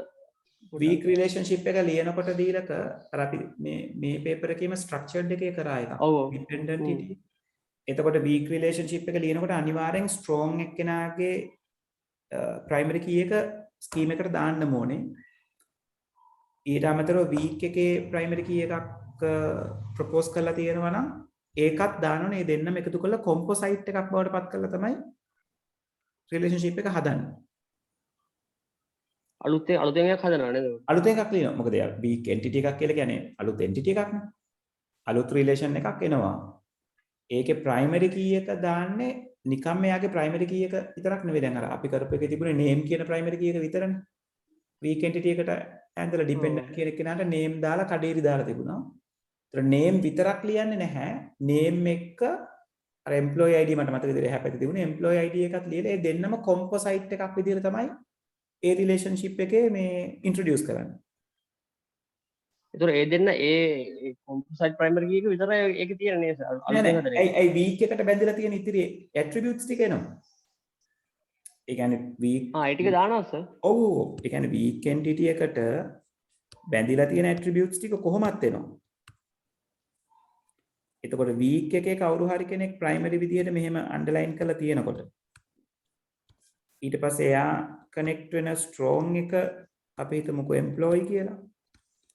එයාගේ ප්‍රයිමරි කී එක එම්ප්ලොයි ID කියලා තියෙනකොට එම්ප්ලොයි කියන්නේ මේ වීක් එකේ රිලේෂන් එක ලියනකොට එනවා එම්ප්ලොයි ID name කියන දෙන්නම තමයි ප්‍රයිමරි කී එක වෙන්නේ. ඊට පස්සේ කමා දාලා මේ ටික ලියවෙන්න ඕනේ. ඒ ටික ලියලා තමයි relation එක close වෙන්නේ. හරි හරි සර්. පැහැදිලි? right. එතකොට අන්තිමට කියලා තියෙනවා SQL statement එකක් ලියන්න කියලා.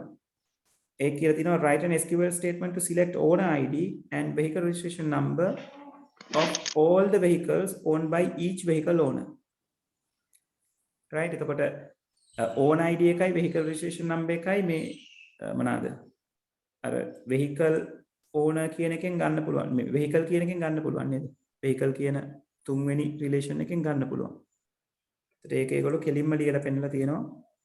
select owner ID, vehicle registration number from vehicle. මේ group by owner ID කියන එක අත්‍යවශ්‍ය නැහැ.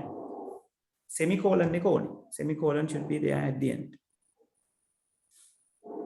so group by එක දාන්නේ මොන වගේ අවස්ථාවකද? ඒක දාන්නේ එක ඕන කෙනෙකුට කාස් කීපයක් තියෙනවා නම් ඕන ID එක ඩුප්ලිකේට් වෙන එක වළක්ව ගන්න පුළුවන් group by දැම්මම. right. එතකොට දැන් පළවෙනි ඕනගේ ටික මුලින් එනවා. දෙවෙනි ඕනගේ ටික මුලින් එනවා. ඒතර ඕනර්ස් ලගේ ටික එක ළඟ ස්ටැක් වෙලා යනවා.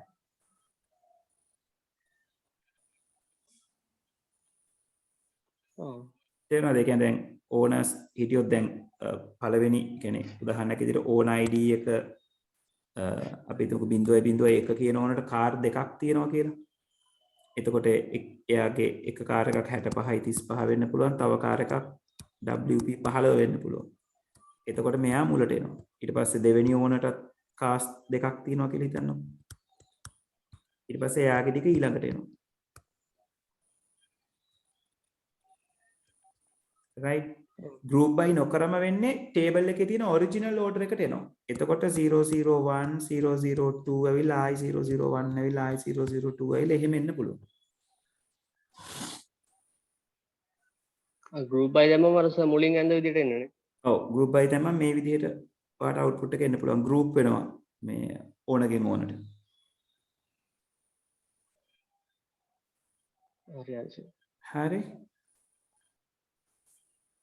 right එතකොට ඒකට සර් ඔක දැන් ගෲප් බයි ඕන ID එක අපිට අයින් කරලා ඒක අයින් කරලා vehicle reg දැම්මොත් vehicle registration number දැම්මොත් එතනින් අවුලක් එතකොට registration number එකෙන් group වෙනවා. හැබැයි registration number එක unique නේද? registration number එක duplicate වෙන්නේ නැහැනේ.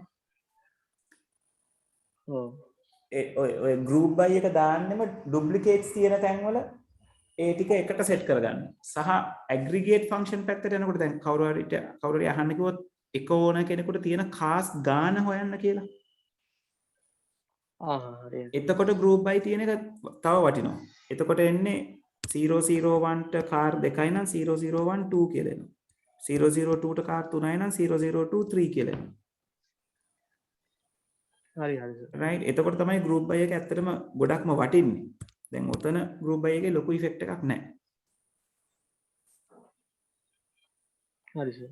හරි right එතකොට ඒ පහ right අන්තිම ප්‍රශ්නේ right අන්තිම එක කරාද? ඔව් සර්. right බලන්න ඒකේ මේ PQRST match කරගත්තද කියලා හරියට? ඔව් ඒ ටික හරි සර්. ඒ ටික okay. හරි ඊළඟට level 1 diagram එකට අදාළව W and X කියන එකත් match කරගත්තද? මම අර W කියන කෙනාට අර කැෂියර් කියලා දාලා ස්ලෑෂ් දාලා පේමන්ට් දැම්ම අර ෂුවර් රේට් කතාවක් ආපු හින්දාද? ඒකේ තියෙන්නේ අර process එකේ නම නේද දෙන්න කියලා තියෙන්නේ. ඔව් process එකේ නම මේ දීලා දෙන්න කියලා තියෙන්නේ. cashier ආවරන් දීලා කියන්නේ මෙන්න මෙතනට. process එක ඇවිල්ලා payment process එක.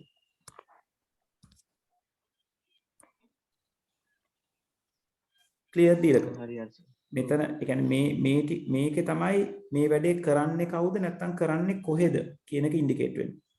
මෙතන ඉන්ඩිකේට් වෙන්නේ process එකේ නම. හරි සර්.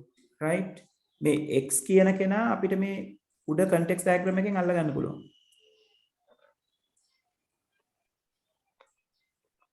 ඔව්. right ඒක clear ද දීලක? ඔව් සර්. ඔව් ඒක හරි. කොවිදු?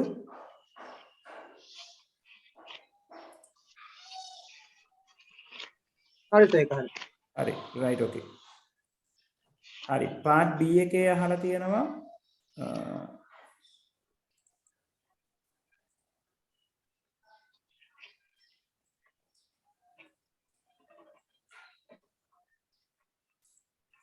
right part B එකේ අහලා තියෙනවා what is requirement analysis right so requirement analysis අපි බොහොම සරලව කිව්වොත් functional non functional requirements ටික හොයාගන්න අපි කරන analysis එක right ඒක තමයි ඔකට තියෙන lazy answer එක right මේ තියෙන්නේ finding the functional and non functional requirement of a system right ඒක ඕකම වෙන විදිහට කියන්න පුළුවන් analyzing and finding the requirements of an information system before it's developed analyzing the requirement of a proposed system ඔය විදිහට define කරන්න පුළුවන් requirement analysis එකේදී කරන ප්‍රධානම දේ තමයි ඔය functional and non functional requirements වෙන් කර ගන්න එක right ඊට පස්සේ second එකේ අහනවා list two advantages of requirement analysis ආයි අපිට ඕක ඇතුළට ලියන්න පුළුවන් we can detect functional requirements and non-functional requirements right or like we can detect කරනට වැඩිය distinguish කියලා මේ අන්තිමට කියලා තියෙන්නේ helps in distinguishing functional and non-functional requirement. ඒ දෙක වෙන් කරගන්න උදව් කරනවා. ඊට අමතරව මේවා ලියන්න පුළුවන් system boundary එක අඳුන ගන්න උදව් කරනවා.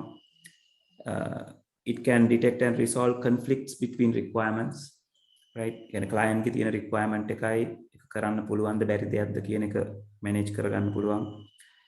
We can prioritize the requirement relative to each other. මොන requirement එකද මුලින් fulfill වෙන්න ඕනේ කියන ඒවා settle කරගන්න පුළුවන්. Help in designing a critical success factor. Critical success factor කියලා කියන්නේ information system එකක් හොඳටම වැඩ කරන්න. මුලින් කියන්නේ ඒක අතර priority වලට තමයි අදාළ වෙන්නේ. කවුද මුලින් ඉවර කරන්න ඕනේ, කවුද ඊළඟට ඉවර කරන්න ඕනේ. ඔය කියන දේවල් ටික. Right, and the reduction of project or the implementation risk. ඔය දේවල් කියන්න පුළුවන්. ලේසිම දේ තමයි අර functional and non-functional දෙක වෙන් කරගන්න උදව් කරනවා කියන එක. Right, so මේ 1 point එක දෙනවට 1 marks, points දෙකක් දෙනවට 2 marks දීලා තියෙනවා. Right, then they are asking give one method that can be used to verify whether a functional requirement is satisfied in a system. ඔව් මේක බලන්න කරන්න තියෙන හොඳම දේ තමයි අපි ටෙස්ට් කරන එක. කොවින්දු ඔයාගේ උත්තර ටික ආව ඉන්න බලන්න.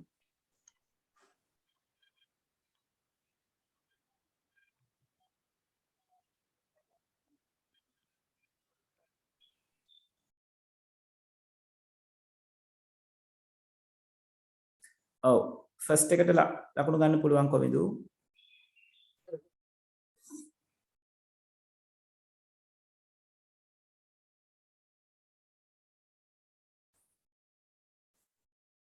සෙකන්ඩ් එකේ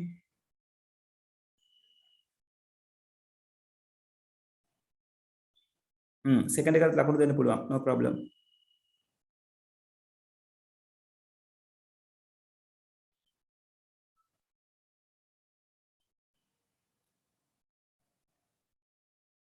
තර්ඩ් එක ඔයා මේ දීලා තියෙන මේ දැන් අපි කතා කරන්න හදන පොයින්ට් එකට නේද?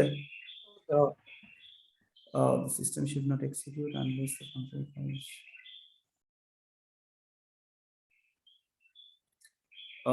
මෙතන අහන්නේ එතන පොඩි අවුලක් වෙයි. Give one method that can be used to verify whether the functional requirement is satisfied in a system. කියන එක විතර verify කරන method එක අහන්නේ. කොවින්දු ඔයා ඒක නිකන් අර functional requirement satisfy නැත්තම් system එක මේ develop කරන්න එපා කියන වගේ idea එකක් නේ දීලා තියෙන්නේ.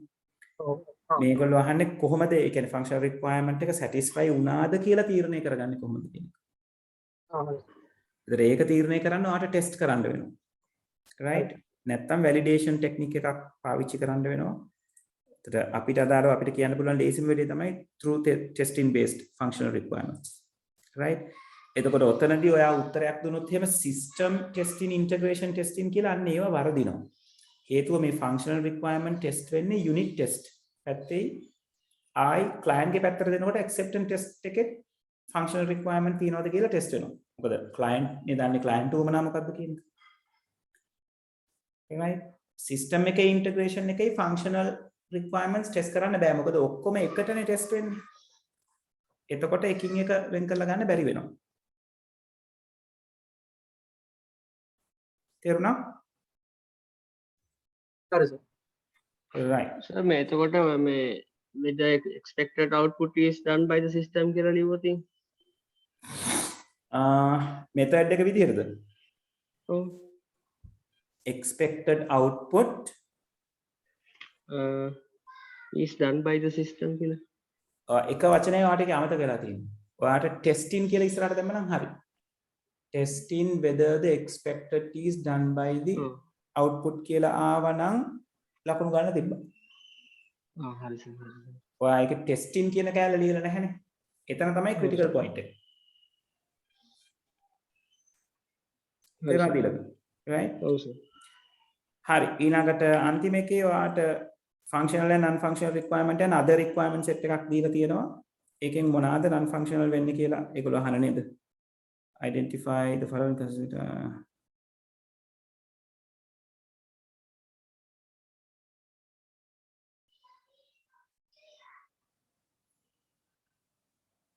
Oh. Yeah, identify and write down the label of 2 functional requirements and 2 non-functional requirements. ඒතර ඕකේ functional requirements තියෙන්නේ දෙකයි. A and B විතරයි. ඒතර ඒකේ A and B ලියවෙන්න ඕනේ. non-functional විදිහට තියෙනවා D, F and G. ඒ දෙන්නගෙන් කැමති දෙකක්. ඊළඟට මෙන්න මේක ලබන අවුරුද්දේ පේපර් එකෙත් මේ විදිහටම බලලා තියෙනවා. වැඩිපුර ලියලා තිබ්බොත් හරි එක්ස්ට්‍රා ලියලා තිබ්බොත් හරි ඒවට එක ලකුණු ගානේ කපනවා. right ඒක නිසා ෂුවර් නැත්තම් ලියන්න එපා. හරි.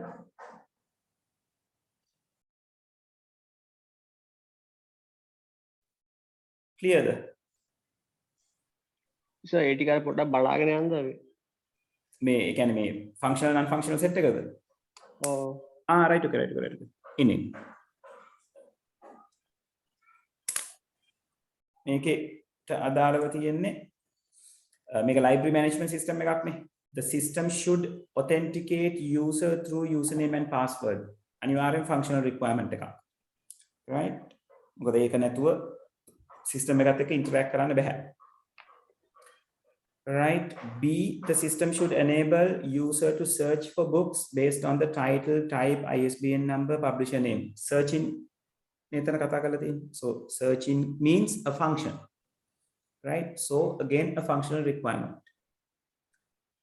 right? C, the total cost for the library system should be less than 500,000. एक functional गन्नत बे, non-functional गन्नत बे. मोकद functional नाम it should be something related with the function of the system. Non-functional नाम it should be like maintaining a limitation of the system. The make a system එක limitation එක නෙවෙයි මේක වෙල development පැත්තට අදාළ එකක්. කියන්නේ develop කරන්න යන මුදල. අපිට ඒක functional non functional system එකේ functional non functional කියලා වෙන් කරන්න බෑ. right? ඒවට අපි system development වල වෙනම එකක් යනවා මතකද BSO කියලා business system options කියලා අපි කරේ. අර එක එක requirements දාලා මෙන්න මේකක් හදන්න මෙච්චරක් යනවා මේ solution එකට මෙච්චරක් යනවා කියලා. BSO කියන process එකට අදාළ එකක් තමයි එතන දීලා තියෙන්නේ. ඒක other requirements පැත්තට තමයි යන්නේ. හරි සර්. හරි. D එක the system should be available 99% of total time. අන්න system එකට අදාළ limitation එකක් ඒ කියලා තියෙනවා. right? And it is going to be a non-functional one. Limitation. හරි sir. right? And the E, the system development should be completed within 9 months. Again, project එකට අදාළව තියෙන time frame එක ගැන කතා කරලා තියෙනවා. It's not about functional or non-functional. Right? Then F, book lending details should be preserved even if the system crashed during operation.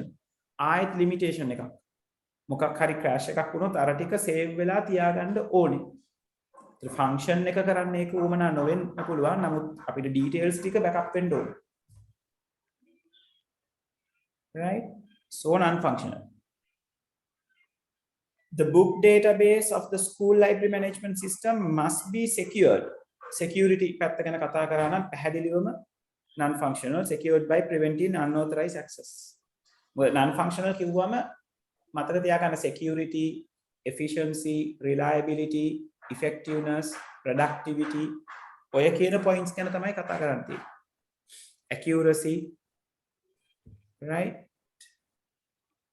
ඊළඟට physical qualities කියලා අපිට ගන්නත් පුළුවන්. ඒ කියන්නේ දැන් device එකක් mobile phone එකක් ගත්තොත් පාට, බර, right? ඔය කියන දේවලුත් non functional requirements. මොකද call එක ගන්න පාට මොන පාටද, බර කොච්චරද කියන එක අදාළ වෙන්නේ නැහැ.